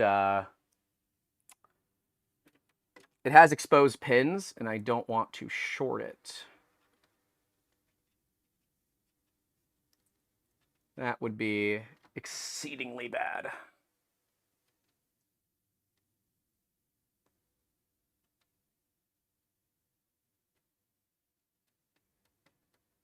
Jacob Lord said, "I miss anything good?" Yes, it's 0 coupled, so you can actually wire the AC backwards, which is weird, but whatever. As I've said before, you shouldn't do this. I'm not a professional. I'm just trying. I'm doing the best job that I can. I've never once claimed to be a professional. I claim to be a professional idiot. Done that plenty of times. If this triac is rated to operate up to 150C, then maybe that's hot, but okay. All right, let's get this bad girl heating up. I know Fabrico, Hector, you still there? Or if someone can scroll up and find where Hector put the triac number. Yeah, I can't scroll up that far. Yeah, the actual number of the triac will be good. So, yeah, I didn't know with AC that being backwards was an actual possibility, but here we are. But I guess because it's 0 crossing. Nitro has a dielectric breakdown of 5,000 volts. It absolutely will prevent you from getting shocked at 120 volt AC. Okay, all right. So I already said it. It was better than me doing nothing. But like I said, you shouldn't do this anyways. You shouldn't do this. Ben, go back and look at the board when we first opened this thing up. Like, dude, it's got bodge wires. It's got a bodge resistor on the bottom of it. Like, it's janky. And that's coming from me. And if I say something's janky, y'all know it's pretty janky. All right, we got the chamber heater turned on. Okay, all right. Hey, look at that. Our temperature probe is working. It's just stuck on there with a bit of aluminum tape. Plum 007 said, is Qidi expecting everyone to go through this process in order to fix their printer, or are you just experimenting? As far as I can tell, you're we've been trying to get it to work, and now we're checking. And so now we're experimenting to see how hot it gets. The triac does have a pretty beefy heatsink on it, and I am giving it every benefit that I can, which is meaning that I forgot to put the cover back on it.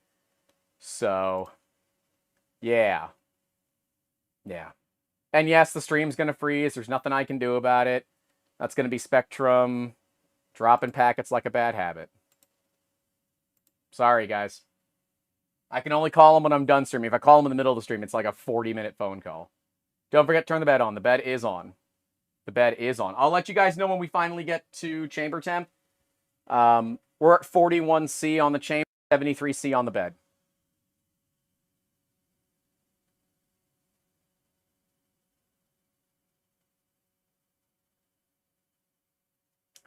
I should stick my phone in and make sure that that is still kind of... well, I can't. I won't be able to see the triac. I don't know if that temperature probe is stuck on the triac. That's the one thing that I don't know. I understand that I wish Ben was a YouTuber, and I wish that Ben was local. So, because Ben is an actual electrician. He knows what he's doing.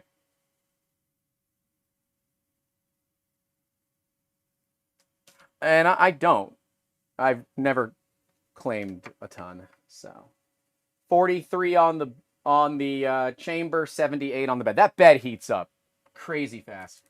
Let me see what the machine itself is pulling, because it's the only thing on that battery right now. Let me see what the machine is pulling.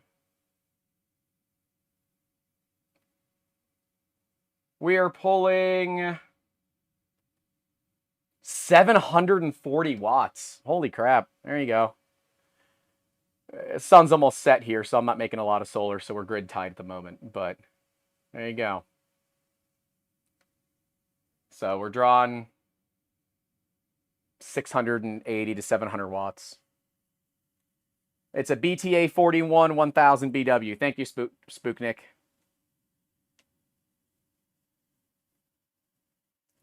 Dark Alley Studio says call them and tell them your audience is listening on the conversation. I've done that before. It doesn't matter. No one really cares.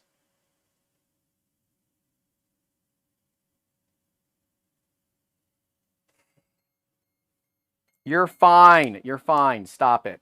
Stop complaining. Chambers at 46, beds at 83. Again, I don't have the cover over it, so I would say for better judgment, add like 2C to whatever we're getting. I don't think the cover is going to change it all that much.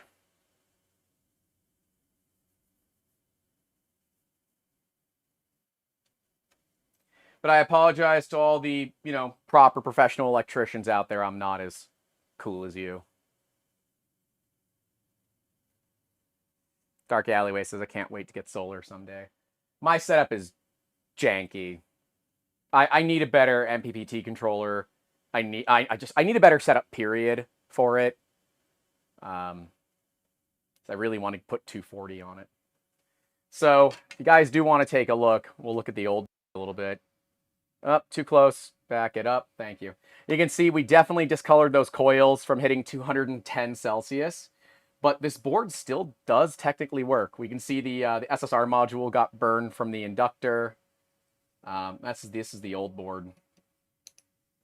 So the updated one is in the machine and we're currently testing it, but figured you guys would want to see what that actually looked like. 48 on the chamber, 89 on the bed, 56 on the on that triac. That's operating temperature range of -40 to +125. Understanding what we've seen previously, it's definitely better, but yeah.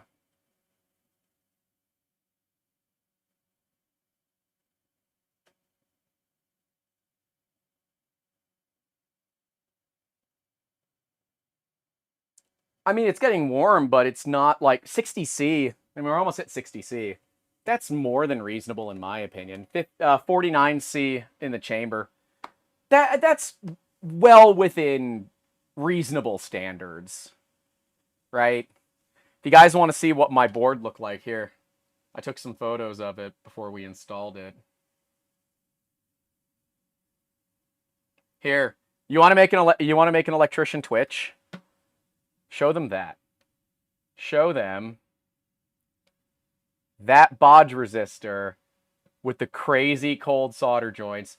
Show them the pad without any solder on it, although that's for the heat. It's one of the heat sink mounts.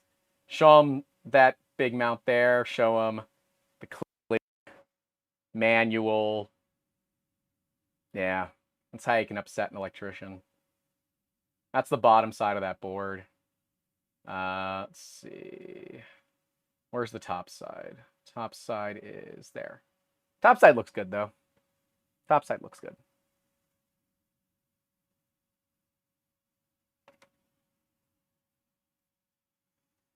Yeah, I'm not currently worried about any of this.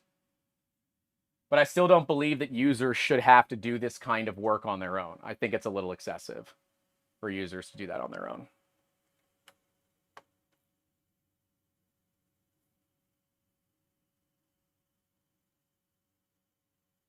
Then the board is a mess on the back. Yeah, it is. Oh, it's not a genuine STM? Nah, probably not, boss. Probably not, boss. 52 on the chamber, 98 on the bed, 60 on that triac. That is all well within spec. I don't think the user should have to replace this, to be very clear. But 60C doesn't worry me.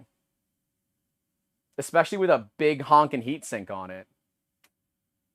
So. Nuno says I should test it with the 0.5 max power instead of the 0.4. I won't do that because that's modifying firmware, and at that point, you have tons of fingers that you can point. So I'm not going to do that, unfortunately. So, will I do it off camera? Maybe. But on camera, no. I can't recommend that people modify firmwares like that. While I recognize you're smart enough to do it potentially and everything, if that little modification is what causes your machine to go above a safe point and, you know, decides to bite the bullet, there's an issue there. It's a discharge resistor drain caps. So that's what I said too. The thing is, there aren't caps on that board. They're metal oxide varistors, or MOVs, and it's AC. It's not DC. So I don't know what the discharge resistor is. And at a 1/4 watt, it seems very, very tiny. It might be an 1/8 of a watt even.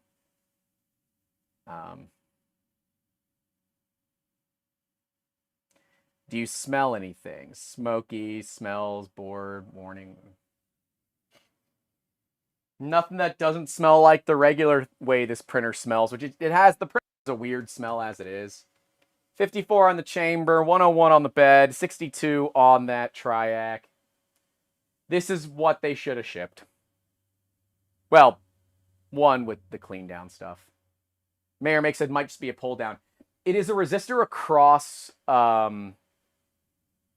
positive and negative on the input, or is it on the output? It's one of the two. It's a cross of a positive and negative. So it would be like a drain resistor. But yeah.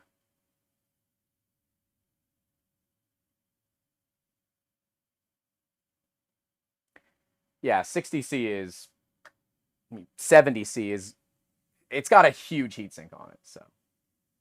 Toolful says off topic, is your hurricane mess all cleaned up? Nope. No, this is the fun thing with hurricanes. So until your insurance company finishes conducting their study, you're really not supposed to do a ton of cleanup. You're supposed to kind of, sorry, smack the camera. You're supposed to like leave stuff the way that it was, because the more stuff that you move, the more ability that you have to like mess things up. So.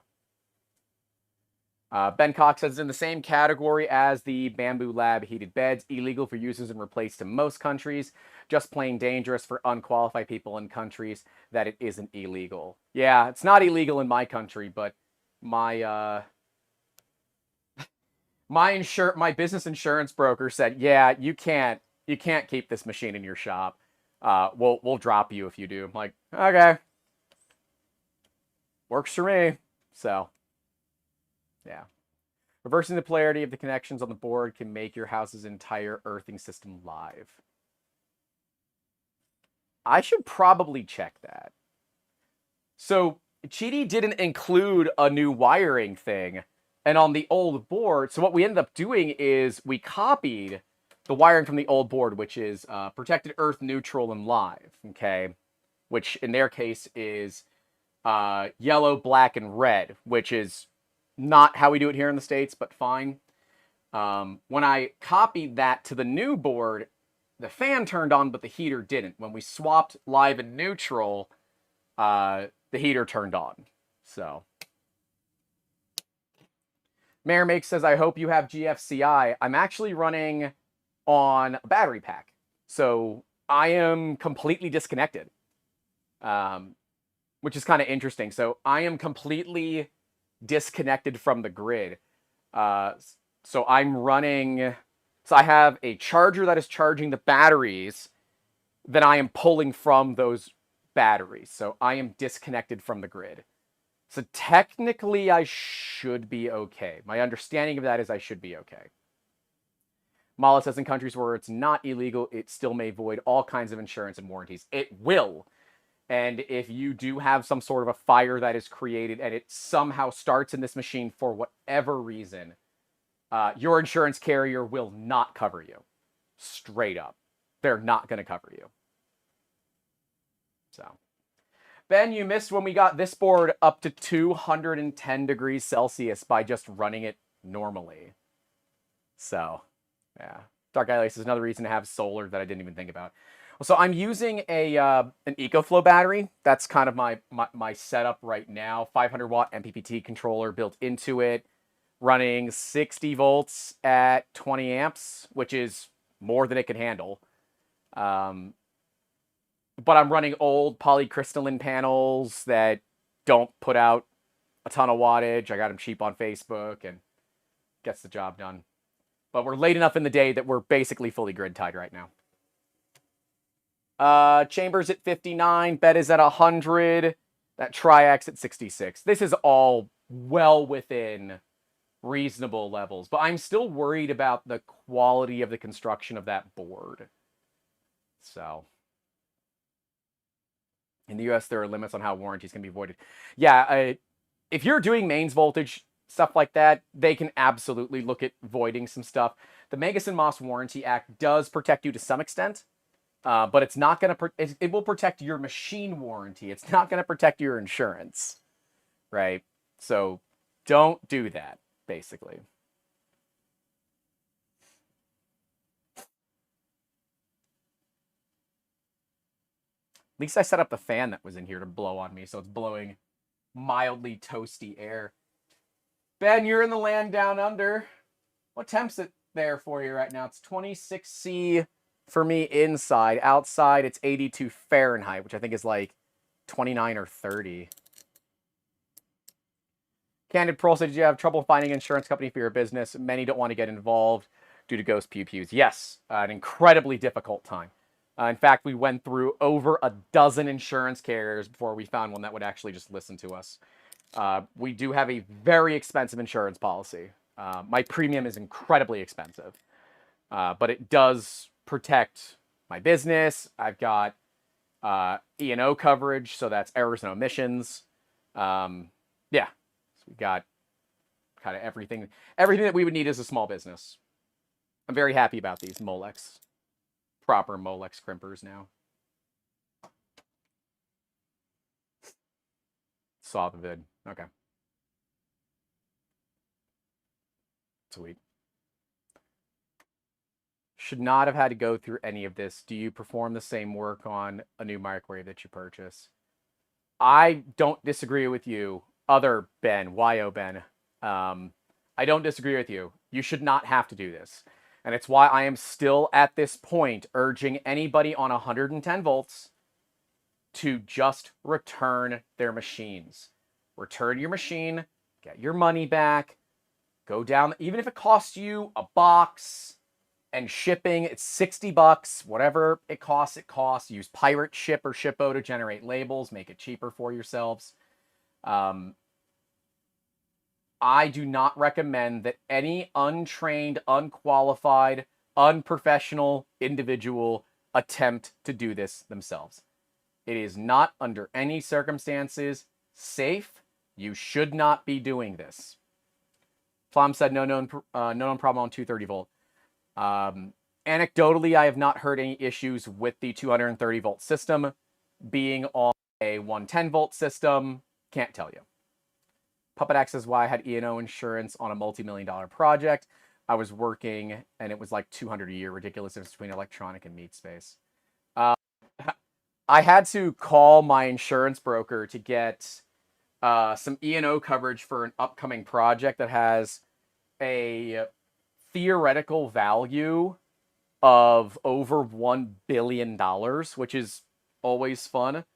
The work that we're working on potentially, we don't have the project yet, but I'm awaiting quotes on it. We have to go to like really special places for it. But the stuff that we're going to be working on is one-of-a-kind, literal masterpieces. And so they're, you know, valued and insured for hundreds of millions of dollars. So, yeah. They're like, are you sure that's what you need? I'm like, I am sure that's what I need. It was funny. Sunspark says, such a microwave would be recalled in quick order. Also, a microwave oven is far more dangerous to repair due to high voltage, high current power supplies. Yeah, MOTS, microwave oven transformers. My Tesla coil runs on 3 of them. One is shorted on the primary to limit AC current to 300 milliamps. But, you know, they're 4,000 volts each. They can be 2,000 to 4,000 volts. Really, really, really dangerous. And, yeah, you don't mess with electricity, folks. Just don't do it.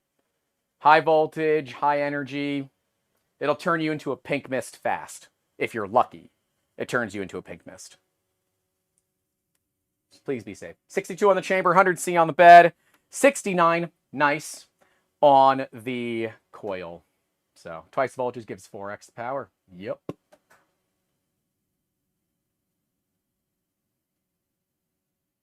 Although I do like the old school microwaves that use the transformers, not these new ones that use, like PWM stuff.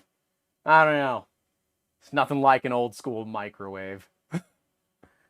I've got some pretty dangerous experiments here. One day we'll rebuild the Farnsworth Hirschmeeks reactor on the channel. If you guys want, we'll rebuild the fusion reactor. That's an actual nuclear fusion reactor. It doesn't produce real power, but it glows and emits X-rays. I have all the pieces. I built one years and years and years ago. Still have the power supply for it. It's dummy dangerous. It's just a pair of microwave oven transformers with their doubling capacitors. It's nasty.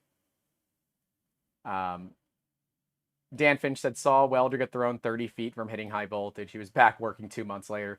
That is the most welder story I've ever heard. I can't leave work. I got to go back to work. It's just hilarious.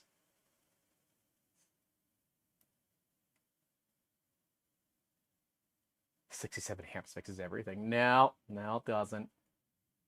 No, it doesn't. Those old microwaves are too damn heavy. Yeah, but they're designed to last forever. I knew a line worker.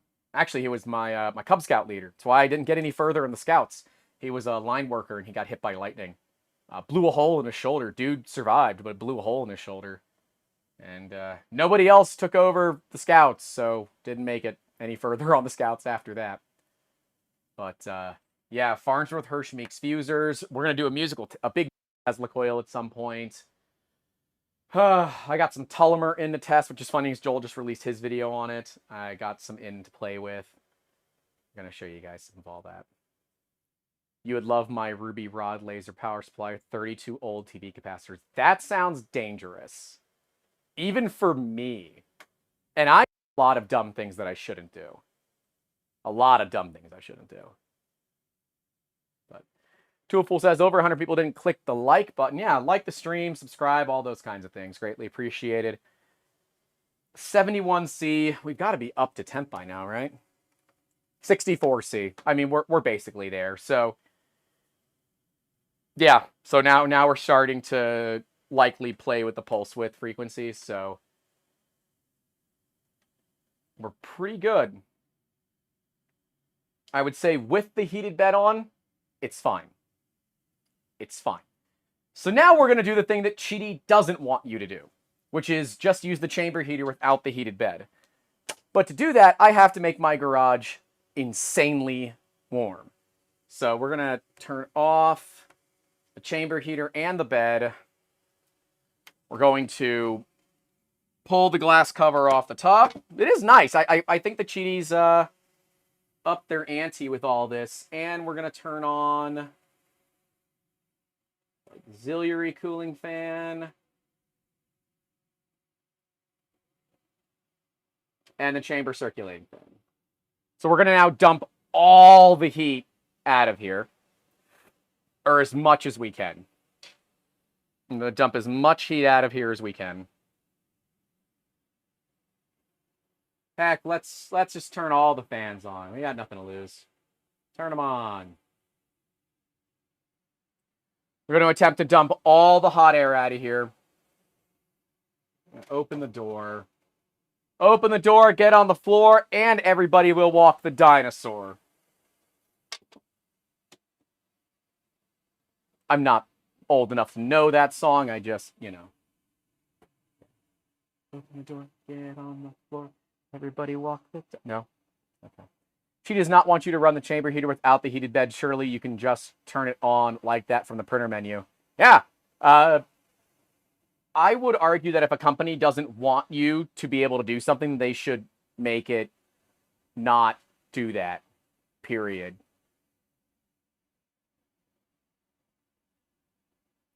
As with any electricity stuff, respect is the most important thing. If you are respectful with electronics and power and everything, 99 times out of 100, you'll be fine. It is as soon as you stop respecting it. It's as soon as you have a lapse in judgment. That's when you get bit, right? That's when you get hit 120, 240, 480, whatever you're working on. So please, if you are not a trained professional, do not do this. Oh, God. Oh, man, I almost Uncle Jesse'd the top. I caught it. We're good.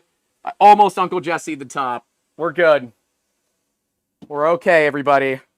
You can't even clip that. I caught it.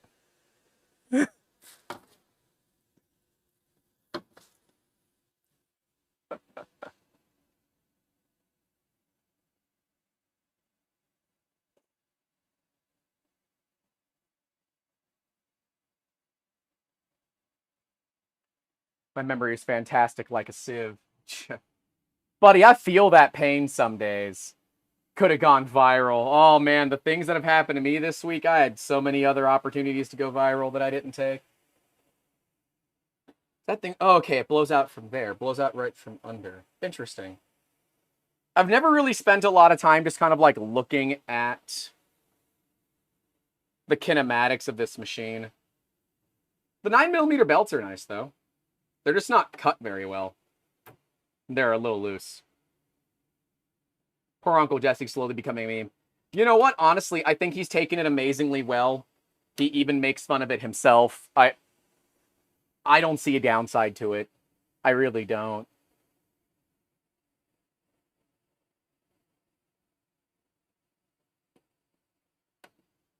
I would love to see his, like, channel metrics the day before and the day after. So...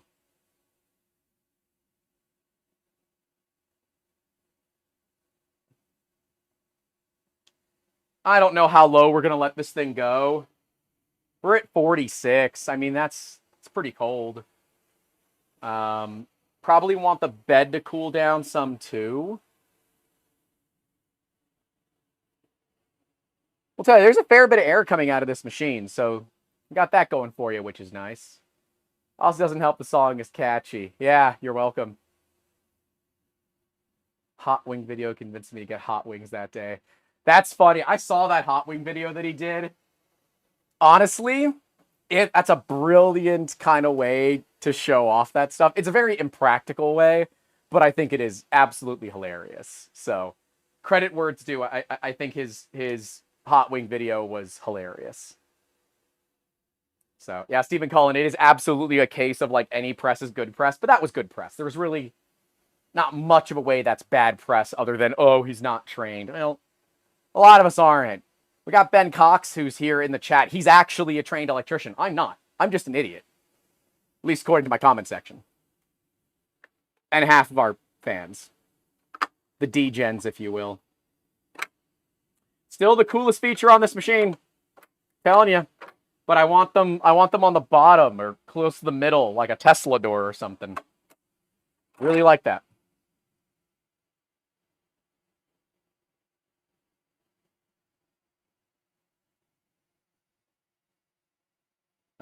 What do we have to, like, help fan air out of this thing? I got a little bit of foam here. Don't worry about it. Just don't worry about it. Does your tool head wobble?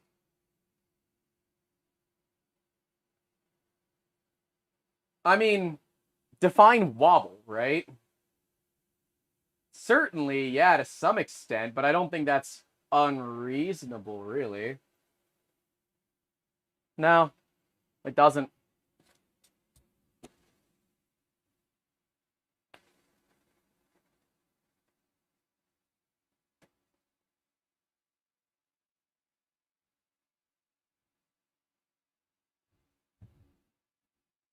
Silverbeat says, anyone getting the new K2 Plus? I have not had contact with Creality about that machine. I kind of want to. It looks like an interesting machine. 76 amps is a glorious meme. No. We're just cooling down the machine because we're going to try it the other way. For people that are joining us, we're going to try it with just the heater on its own. We found that the Triac gets up to like 71, 72C. Plenty reasonable when the heated bed is on, but now I want to try it with the heated bed off. So, Wild Ben says, more interested in the Creality Raptor. I have one. I got to do a video on it at some point. My TLDR of it is an insanely accurate scanner with what could possibly be one of the worst software packages I have ever dealt with on a 3D scanner. It is an amazing scanner that could compete with scanners that have at least 20x the price. But its software is so abysmally limiting that it is not worth it. That is my 30-second take on the Creality Raptor.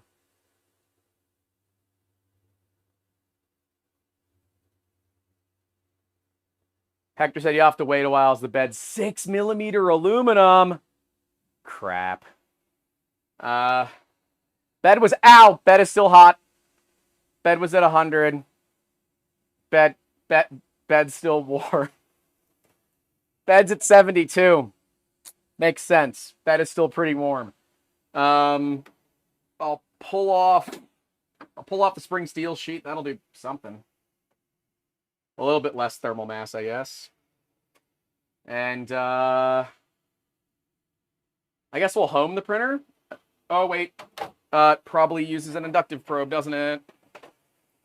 Put the bed back on.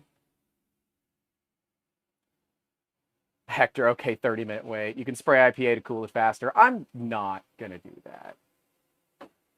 Not going to do that. We're going to bring the build plate up. It'll be closer to that chamber fan that's blowing cold air across it, and that should make it work. Well, I touched the bed before I realized how hot it was. Sue me. You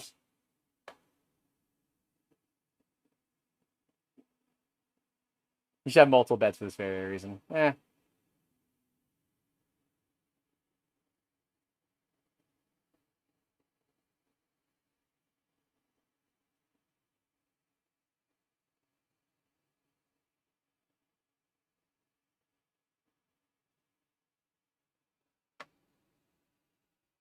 Okay. That should help.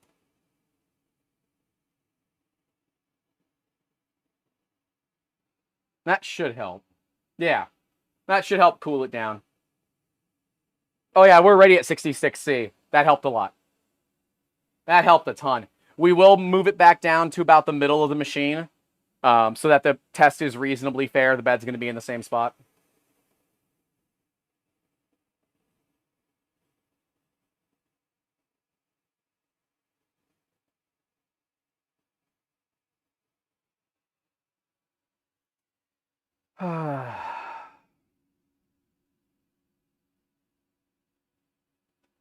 Just lick it. It'll get cool real quick.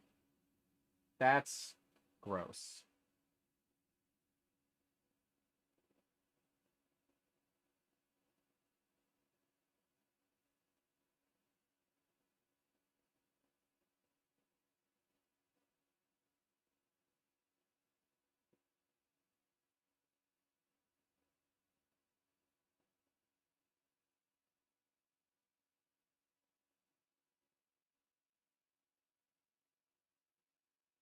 Just waiting.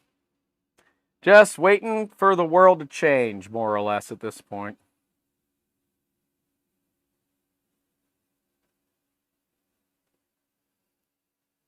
That's what she said? I guess so.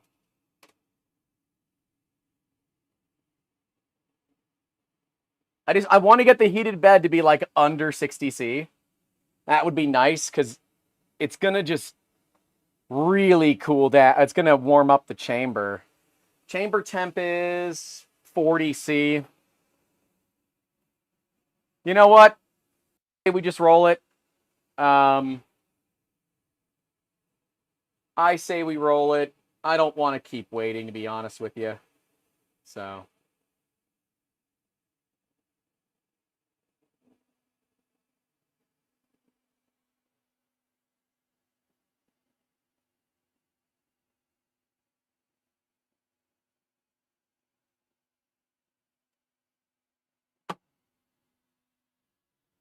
All right. Glass.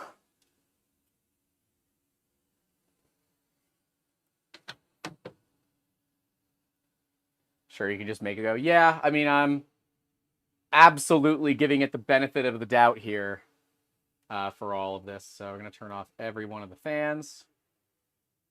And now we're going to turn on the chamber heater. So chamber heater itself is on. That triac is sitting at 43°C. It is a little bit warm, but that's fine. So is the chamber. Oh, this top lid collects so many fingerprints. All right, waiting for that. Let's give away a roll of filament. And anyone that's won in like the past 3 weeks, I'm doing all that tonight. I've had a rough couple of days.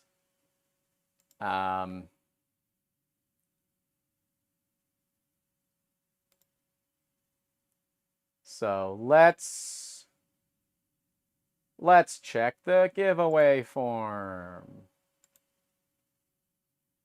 Answers A to Z. Today's the 8th. I've done a lot of streaming this week. My God.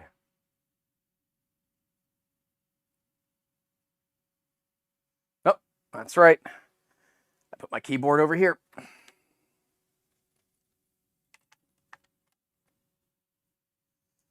Y'all keep adding stuff in, so yeah, look at that. I say we're gonna give away some filament. All of a sudden, a bunch of names roll in. Josh Edlin, you're the last one to get in for this one.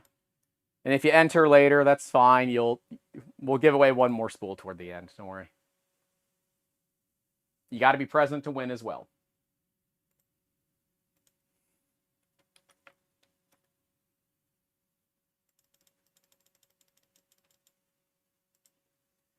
All right. Let's see who's winning a roll of printed solid, Jesse PLA or PETG. Let's see if they did the math right.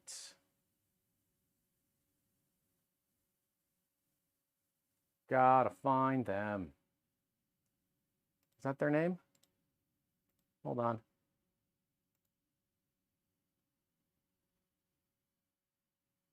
It's always difficult to find people's names in my list.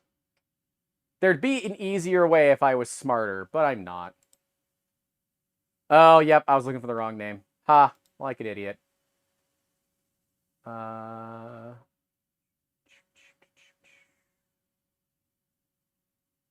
Where's your name? What the heck? There they are. Ah, you're good, Clever Ghost. You are taking home a roll of printed solid, Jesse, PLA, PETG. Congratulations. Assuming you're in the chat. So, Control F. Yeah, I could. Rusty Shackelford. Sha. You gotta enter the thing in the pinned chat message. So, Clever G. I know it's Clever Ghost, but I like Clever G host. I'm fine with that. Send me a message either on like Twitter, Blue Sky, Discord. I don't know, man. Send me a message and we'll get it sorted. Get you a roll. And if you can get that to me today, I will get it out today with all the others Printed solid shipping department is going to curse me. I promise that. You're not the first one. Yeah. It's fine. 47C on the chamber. 60C on the triac. This does take a while. It's going to take a long while. Let's see how much wattage we're drawing right now. Let's see what kind of wattage we're drawing.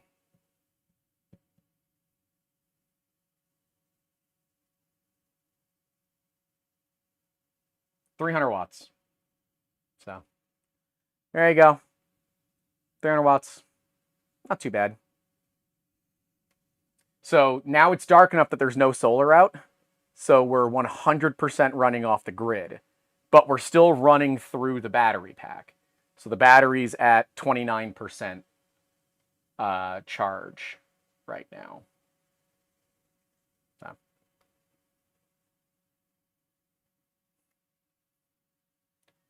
Is that a 50-watt drop from the old board? At least. Yeah. The old board was tickling 400 watts, so I don't know what they did to lower the power. There must be some sort of limiting system in it. I don't know what it is. It could be the triac. Someone smarter than me will know, but yes, that is a much, much slower heater. 48C in the chamber now. What temp are we headed for? 65. It's the max it'll do. And so we are checking to see how this triac will handle. It's the thing that gets hot in there from what we can tell. So we want to make sure that it doesn't get like, if it gets above 100C, we have some things to worry about. But with bed, it didn't even tickle 75. So that's like more than fine in my opinion. It could be a bias on the triac to never let it run on full load. Yeah, could be. I don't think that's an impossible thing to have happen here. It's funny because there's so many air leakage points on this machine, especially right around the handles. Could be worse, but it's just one of those interesting things. Like they put a lot of time into like making glass for this thing, and they put a nice kind of like rubber seal on it, but the seal doesn't go across the whole machine. Qidi, come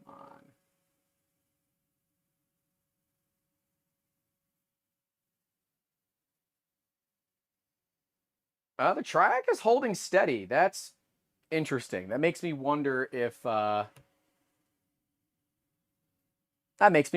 messed something up, or if it's come undone. The triac limits power by turning on at a specific point in the AC waveform. The old-time light dimmers are set up to allow adjusting the point at which the triac triggers. I thought those were like rheostats. Value engineering focused on the bits that matter. It's not perfect, but way better than the printed solid enclosure on my Mark IV. I have a Prusa enclosure that I need to still build. But we don't generally enclose our Prusas. They don't often need it. But, yeah. Yeah, you could easily add in some foam tape. It's just funny because they could have done it. They didn't. I don't know why, but Surbeat says get a probe inside that chamber. I only have one, so you only get the one. Sorry. 50C on the chamber, by the way. I'm told that the chamber heater thermistor for this machine is just, I mean, I know where it is. It's back here on the top of the machine. It's not in a great spot, but apparently it reads low, which is funny. Spooknik says air gaps don't matter that much. The heater plus heat bed will make up for any losses. That's fair, but it's going to dump heat into the surrounding environment, right? That's the main issue. The other issue that you have is dealing with as hot air comes out, cold air comes in, right? And when you're printing high temp materials that want a 60C heated chamber, you definitely want to make sure that you can keep that heat in. I think it's an important thing. This new board is operationally okay so far. Hector says only an issue on Texas garages in the summer. Dude, it's a Florida garage in the winter-ish. It has gotten up to... It's actually not that bad. The max in the last 48 hours is 31C inside. 89 degrees Celsius. Or, sorry, 89% ambient humidity, excuse me. I'm very tired. I have like 2 hours of sleep. It's a very long story. But I am not running on a lot of sleep. I was not intending to stream today, but we wanted to do it. Clever Ghost says drink some water. Yeah, it's probably a good move. It's probably a good move. Yuck, high humidity sucks. Well, that's Florida for you.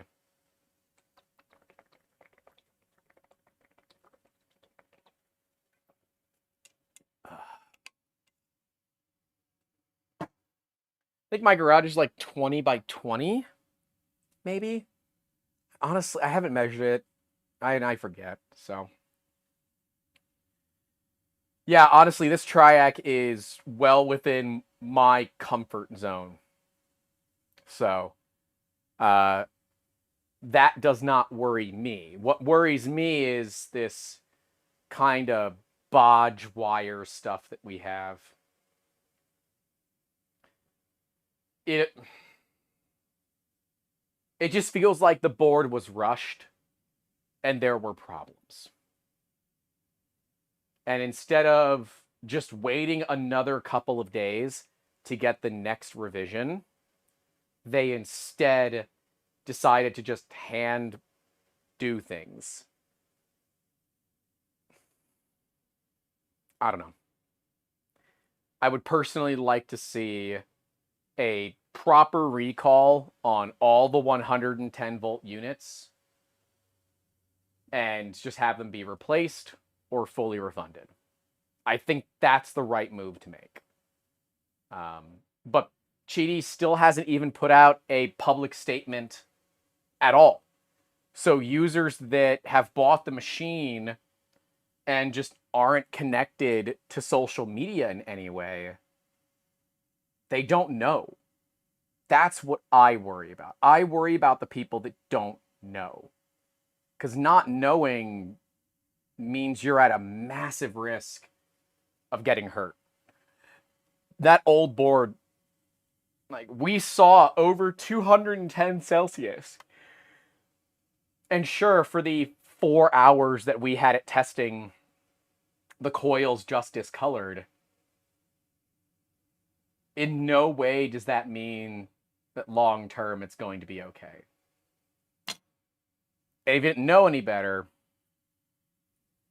you could potentially just have a house fire waiting to happen. 53C on the chamber, 66C on the triac.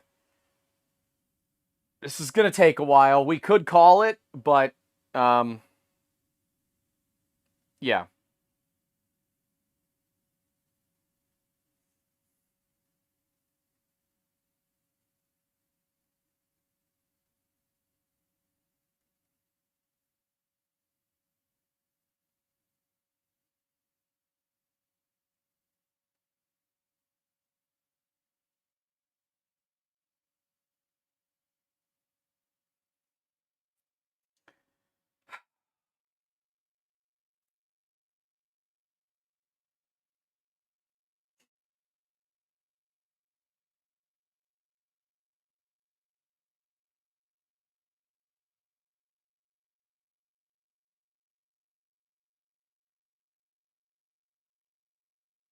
Daniel Mobbot used his to print. Look at how bad his was melted. Yeah, and like, look at Daniel's probably like the best example here, right? He's got a family. He's got kids. A kid, 2 kids. I don't know. Daniel's married and has a family, right? He didn't know, and he's a content creator too. He didn't check. And the only reason that I checked is because you guys, it was because of you guys that tagged me in stuff for Print Fix Friday. It was the only reason that I knew to even check this. Because had it not been for those of you that were vocal that tagged us on social media and said, hey, take a look at this, I would have never known. But I'm now going to kind of make it a bit of a personal thing that when we get machines like this, we need to test them. We need to look for temperatures. We need to make sure they're going to be reasonably safe. And I got to find a company that does FLIR cameras that can operate on USB. That way we can use like a heat detecting camera, but use it as a webcam so you guys can also see it. That would be ideal, right? Because then we can test machines. We can validate what's getting hot, why it's getting hot without touching it. And I recognize for shiny components and all that, you have emissivity issues and reflectivity and things like that. But I think it's a fair thing to look into. My biggest concern is that I'm likely blacklisted from qiditech. I've been blacklisted from Bamboo for a while, right? I don't talk with Creality. I could probably get a K2+, but I have a feeling, and Adam at Vector 3D knows this too, the more you hold companies accountable, the less likely you are to be the person that gets the things. And when you're a content creator and people are looking for the things, there's a business problem here, right? So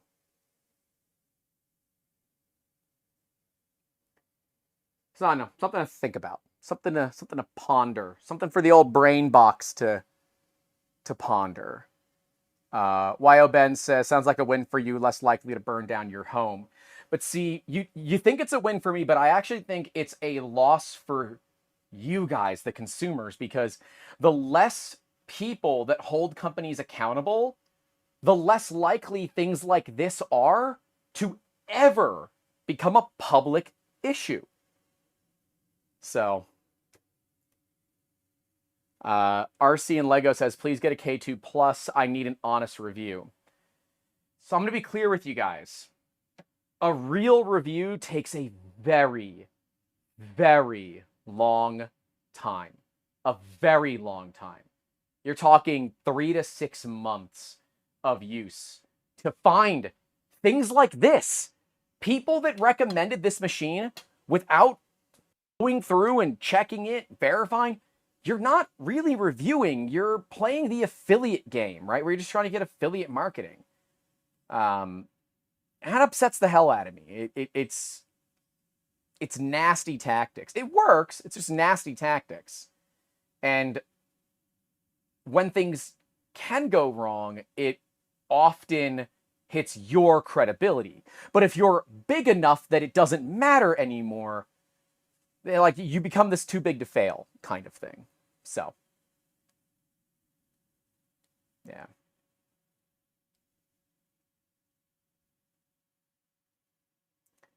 Dangerous Bean says, who will advocate for us that have actual reach? That's the issue.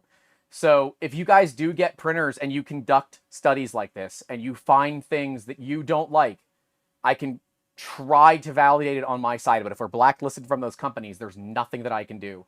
All I can do is tell your story. And I'm happy to do it, but there's only so much that we can go to bat for you without being able to test it ourselves, right? That's the problem. So, Hack Monkey says, the more you hold them accountable, the less valuable you are for their agenda. Useless you are, unless you are huge, excuse me. Clever Ghost says, so an interesting poster showed up in the Discord.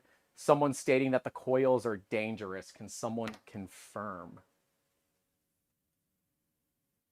Let me go check. Is this the +4 area? I don't know. Wow. Someone just caught a ban. Look at that. Biz E Me says, I can't believe anybody listens to this guy. Not qualified to do this. Mine works great. Ship yours to me if you don't want it. What a drama queen. Hey, you know what drama queens get to do? They get to ban people. So have a nice day. You're gone.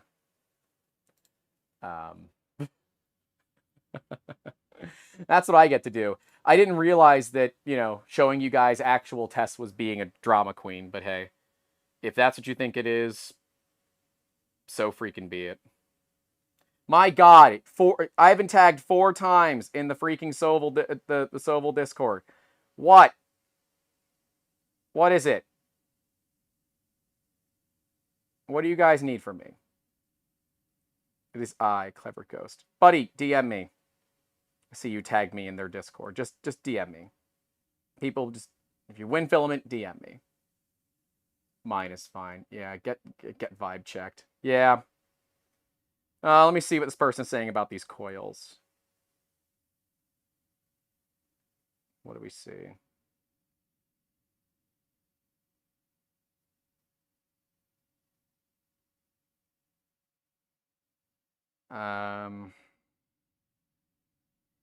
Oh, okay.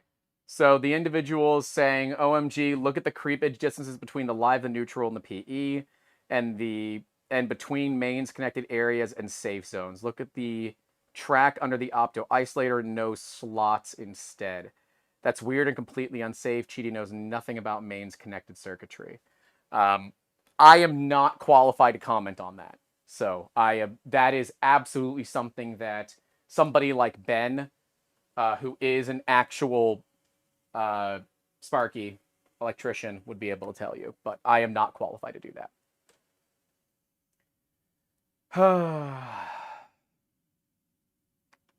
What else we got?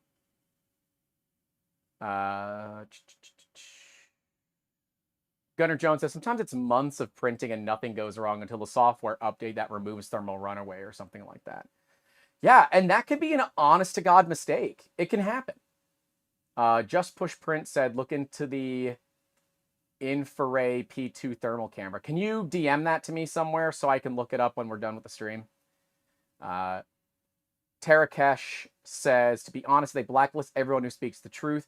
Who will be there at the end to promote their machine? More people need to stop shilling and speak out. It'll literally be the people that are profiting from it, right?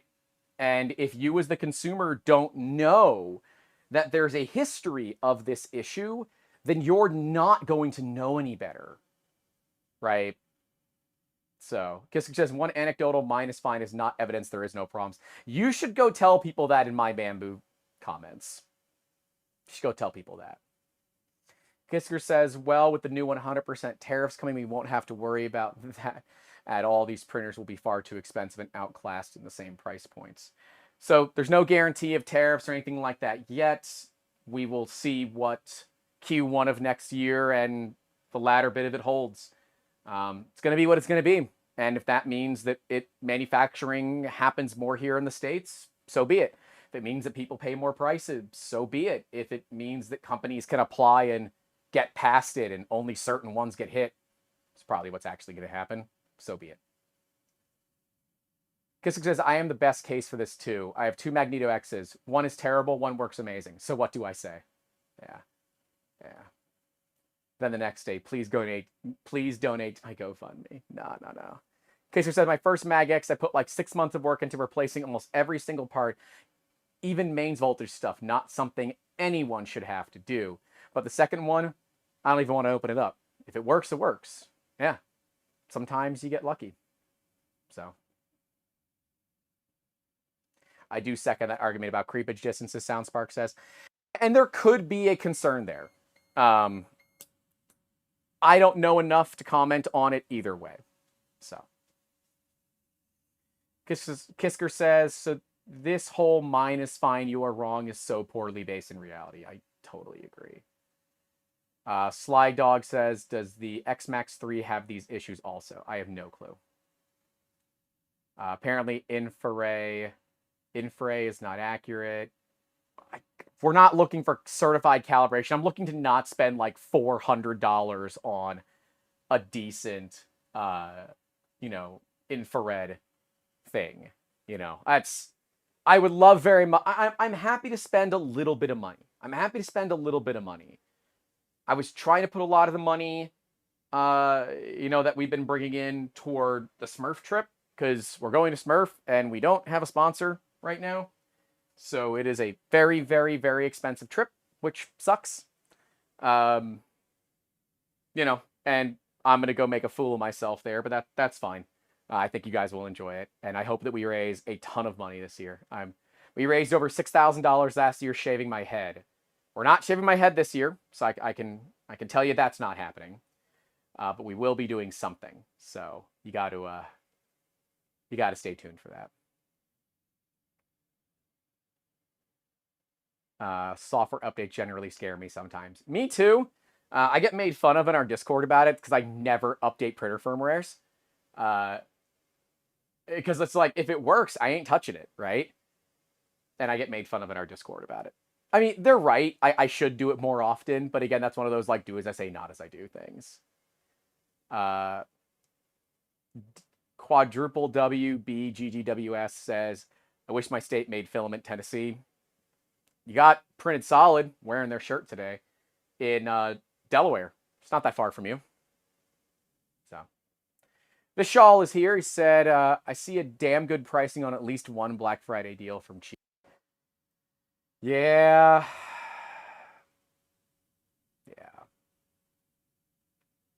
Dark Alleyway says, I like that Prussia's making filament in the States. Yeah, I got to see a Prussian line up close and personal. We were not able to film it, obviously, but yeah.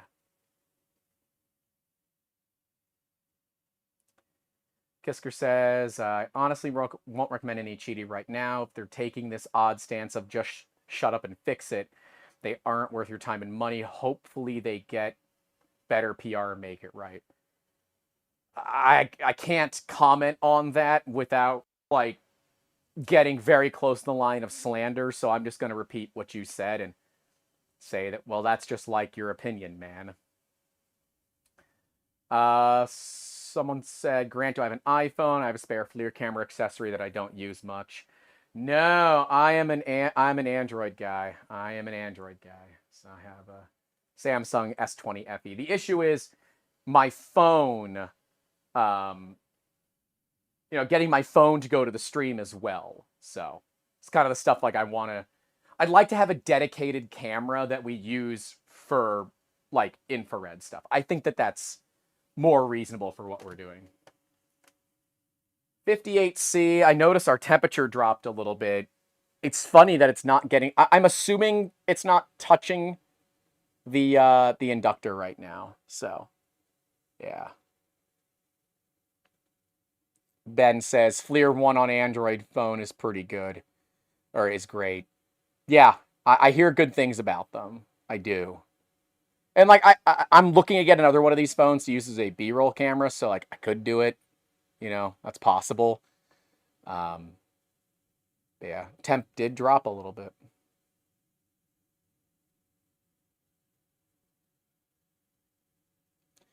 Vasily says, why don't most filament companies make reusable spools and spoolless filaments, like Bamboo Lab? No idea what to do with empty spools besides a few small projects. A lot of companies actually did for a while, and it never caught on. People struggle with the refills, and they struggle to get the spool back together, and they can make a big mess, and they get pissed at the company because clearly it's the company's fault. By the way, we're at 58C on the chamber. Like Prusa still does it. A lot of the manufacturers that we bought from have done it before. But what they realize is it's not worth the risk for like the $2 savings. So, yeah. Yeah. Joseph Carver says, all these USA companies are PLA only, it seems. No. Atomic isn't. Polar isn't. Printed Solid isn't. They're literal, like, Push Plastic isn't. IC3D isn't. Like, these are all companies that I can name off the top of my head that are all made in America that are not PLA only. So, yeah. I would say use manufacturers that are close to you. Support local business where you can. We like Printed Solid. I was using them well before they sponsored us. So I feel confident in giving, you know, my you can trust their filament kind of thing. And even when I've had issues with their filament, I had one spool of PETG that was real wet, like proper wet. I emailed them to let them know with the batch number. I was not expecting a refund. I had dried it. I took care of it myself. They refunded my money and shipped me a brand new spool without me asking. That's a big deal. That's customer service. And I know some people have not had that same experience, but that was my experience. Vishal said, what do you think of the 3DP marketplace with the talks of impending tariff increases on products from China? There's no easy way to talk about that without it becoming incredibly political. And if it's not obvious, I have done as much as I humanly can to avoid politics and talking to you guys. So I think we're just going to have to wait and find out. That's my unfortunate professional answer. Vishal, you have my you have my cell phone number? I know you have the company number. Text me and we can talk more off stream if you want. Or call me or something. I don't know. Very busy tonight. You can text me. Because the master spool system didn't catch on as well, so the cardboard spool picked up traction. I do like the cardboard spools. I think that they're a much better option. I wish that more companies would use it. I wish Printed Solid would, but they have such an issue sourcing the cardboard spools that it's a huge problem. So, Ashley says, send in an empty spool, get $5 off or something. The problem with that is it costs you like $8 to ship something that physically large. You can sometimes ship it for less, but often the cost to ship it isn't worth the money off. And when companies can buy new spools for $1 to $2 a piece, there's no point. There's no point. So, yeah. Matt B says in the UK, if you want to recycle PLA and empty spools, you have to pay a 70-pound you have to pay for a 70-pound recycling box and ship it to a recycling center. Awful. Very similar to what we have to do around here. I have to like bring everything to the recycling center here. So I have big bags full of stuff. Josh Edlin says, unpopular opinion, I like the plastic spools. I do like plastic spools. And I'll tell you the secret to the plastic spools. If you don't want to throw them out, this is the perfect time of year. Take photos of them, wrap holiday lights around them, wrap extension cords around them, and put those photos onto Facebook Marketplace and say, free spools. We used to have a box by our mailbox that I would fill up with empty spools, and I could get rid of 80 to 100 spools in a couple of weeks. And I am not in a very, like, urban area. So, yeah. I would say that's a great way to have the spools get a new life as a way for people to store their extension cords, their holiday lights, store your PTFE tube or something on it, right? Like, there's a lot of, store chain on it. There's a lot of good use that you can put these old spools to that don't involve, like, printing parts to make the spools work. So, yeah. I've always said that the trick would be cardboard spools that have like wildflower seeds in them. So you can just like throw them outside and they'll grow wildflowers. But wildflowers are not the same in every state. Some are invasive in some states and yada, yada. It's way too complicated. Ben says not to mention the wasted resources of shipping it back. Yeah, that's the other big thing, right? SkateSoup says Grant has had enough issues with bamboo fanboys. He doesn't need overly adhesive political folks on top of it. I think you mean aggressive, but I mean adhesive is somewhat correct. Kiska says the best practice would be for spool makers to mark the plastic on what the spool is so we can recycle it, melt it down, reuse, etc. I agree. Totally agree. Peter Printer says as far as the boxes the spools come in, let someone come by and take 100 boxes on hands. Dude, I just ship parts out in them. Right? So like if spools show up in boxes, I just use those boxes to ship out other parts. It's great. It's great. You can wrap your long cat around it. I could. could do that. Joseph Carter says, Furnace Solid sells IC3D ABS, but do they make it? No, they do not. They only had 2 lines up until a couple of months ago. So now with extra lines, that may change. We're at 59C on the chamber for reference. I think this triac is more than fine. It's more than fine. Polymaker cardboard spools are infinitely useful. Yeah, you can reuse them. Cardboard is nice because it's cheap. It can be easily compressed, so you can, you're not like packing a big container full of stuff to bring back to someone for recycling, and like 95% of it is air,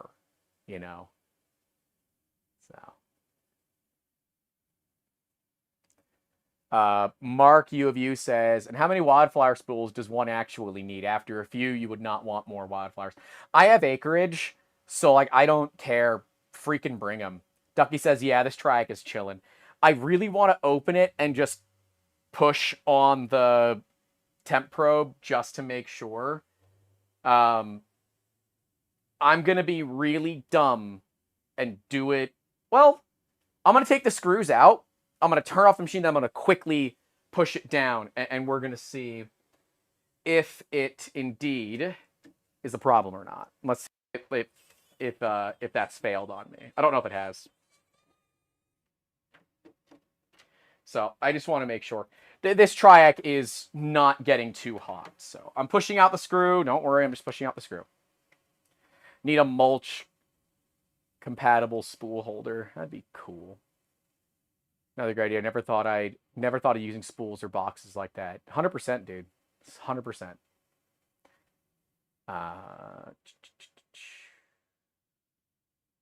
Troy J says, are you looking for wildflower infused spools to fill up the space left from the shed? No, I'm looking to put something there. All right, I'm going to turn off the machine and I'm going to push the thing on the triac a little further. So here we go.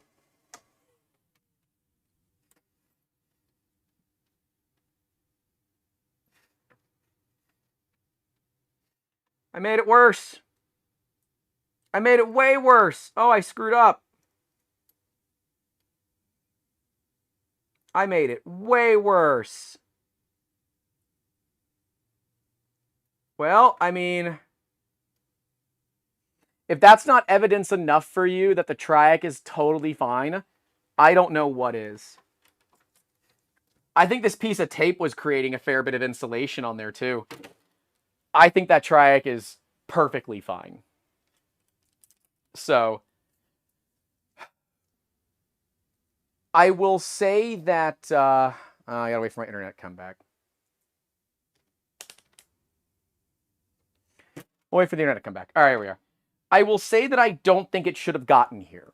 I don't think we should have to go through what we've had to go through to make these machines work. Right? I really don't think so. I don't think that users should have to be beta testers. I don't think that content creators should be forced to keep companies honest and accountable, right? I don't think Qidi's a bad company, but I think that this was not handled the best way that it could be. I don't believe that Qidi did a lot of testing at 110 volts. And I think that's pretty obvious to me. I can't confirm or deny that, but that's my best guess.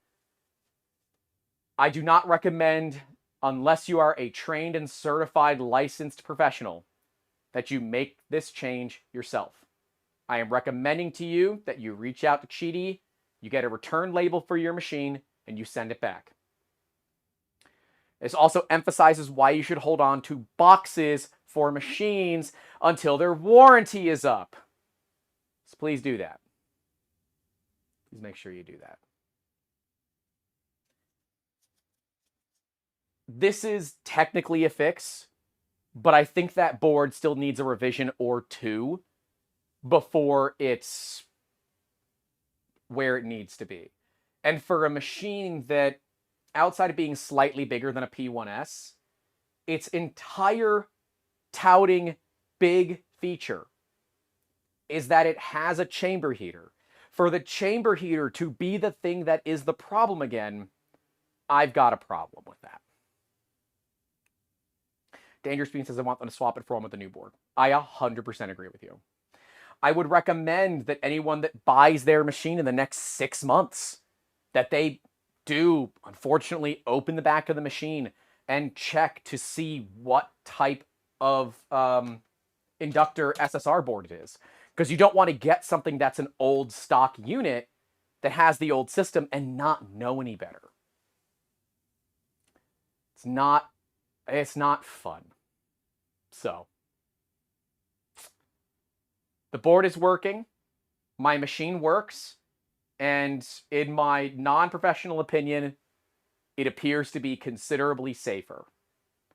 I do believe that there needs to be some changes done to this board. It is very obvious, and I hope that the ones that are shipped out to consumers do not have the problems that mine has. So just the way that it looks. It needs to look more professional and less like somebody did these DIY changes themselves. So,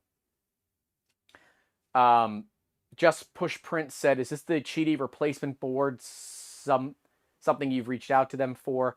I have a +4 as well and haven't opened it. Going to be setting it up this weekend. Yes. Yeah, so that we just put in the new board. It does solve the issue, but you're having to play with mains voltage, which you might not be certified for. I am not.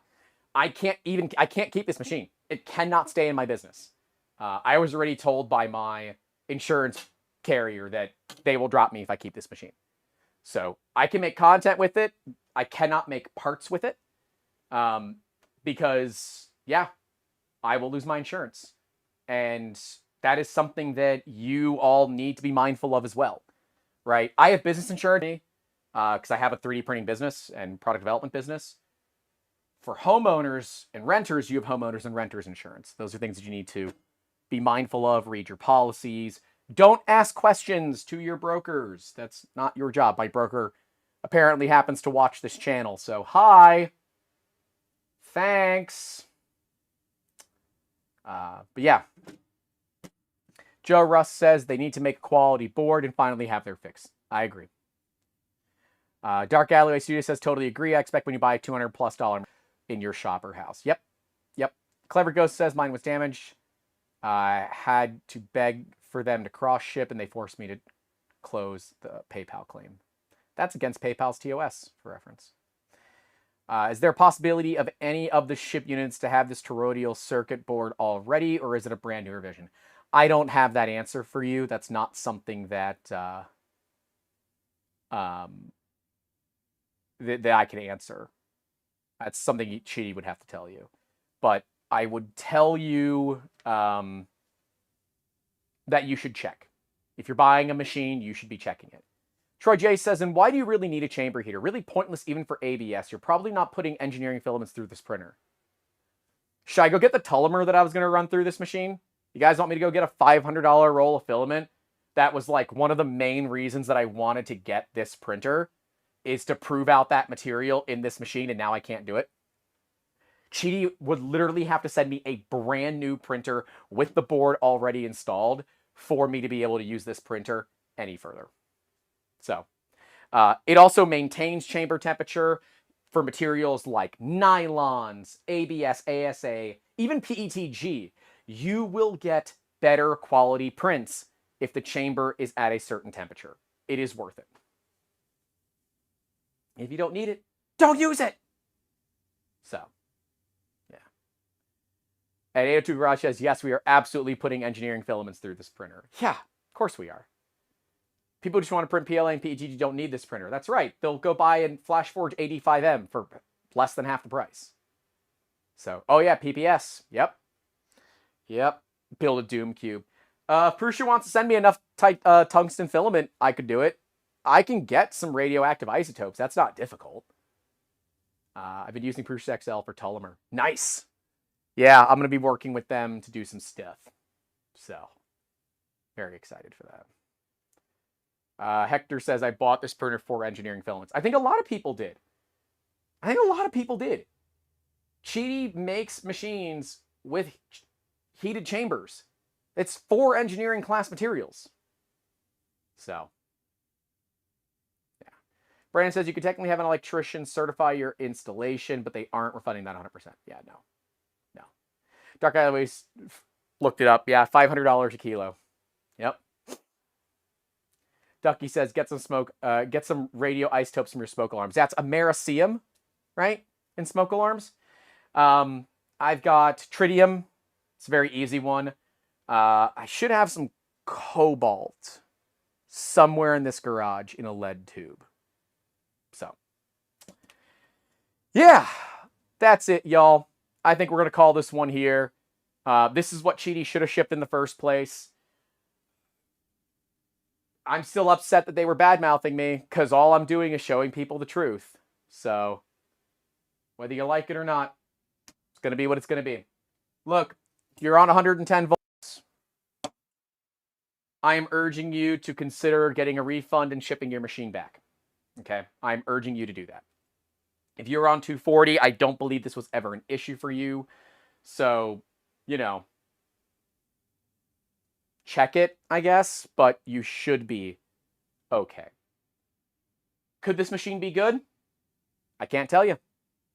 I don't even know if I'll be allowed to test this machine any further. I have to talk with my insurance carriers. So we will find out. I will work with Qidi and figure out what to do. They've got a relatively nasty email for me waiting for them in their inbox about how they spoke about me to their customers. So that's all I have for you all today. Oh, wait. Let's give away another kilo. Screw it. Let's give away another kilo of filament. Let's see. Give you guys, I don't know, another 60 seconds to enter. Then we'll give away some filament. Sound Super says, at least you're honest. Dude, I'm trying. I'm totally trying. You can't hate a guy for trying. Jimmy says there was one guy in Sweden who made a nuclear reactor with smoke detectors in his kitchen. He called the authorities to check that it was fine when he thought it might be. It was not. Of course it's not. Does Tullamore require an enclosure? Technically, no. But it will work much better with an enclosure. It'll work much better with the enclosure. You giving away that roll of red elixir? Hell no. It's mine. Get your own. You can if that guy's... I'm not finishing that statement. Yeah, we got some fun stuff with Tullamore coming up. So, all right, let's give away some filament. You guys had enough time to enter. Shutting that down.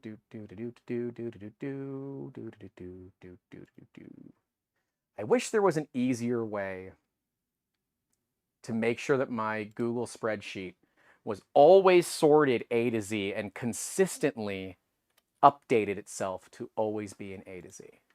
I wish that was possible, but I have not figured out how to do it yet. All right, let's give away a roll.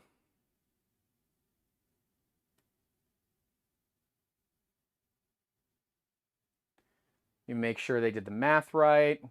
Oh, man. The last one to get in won. Skate Soup. You get a roll, dude.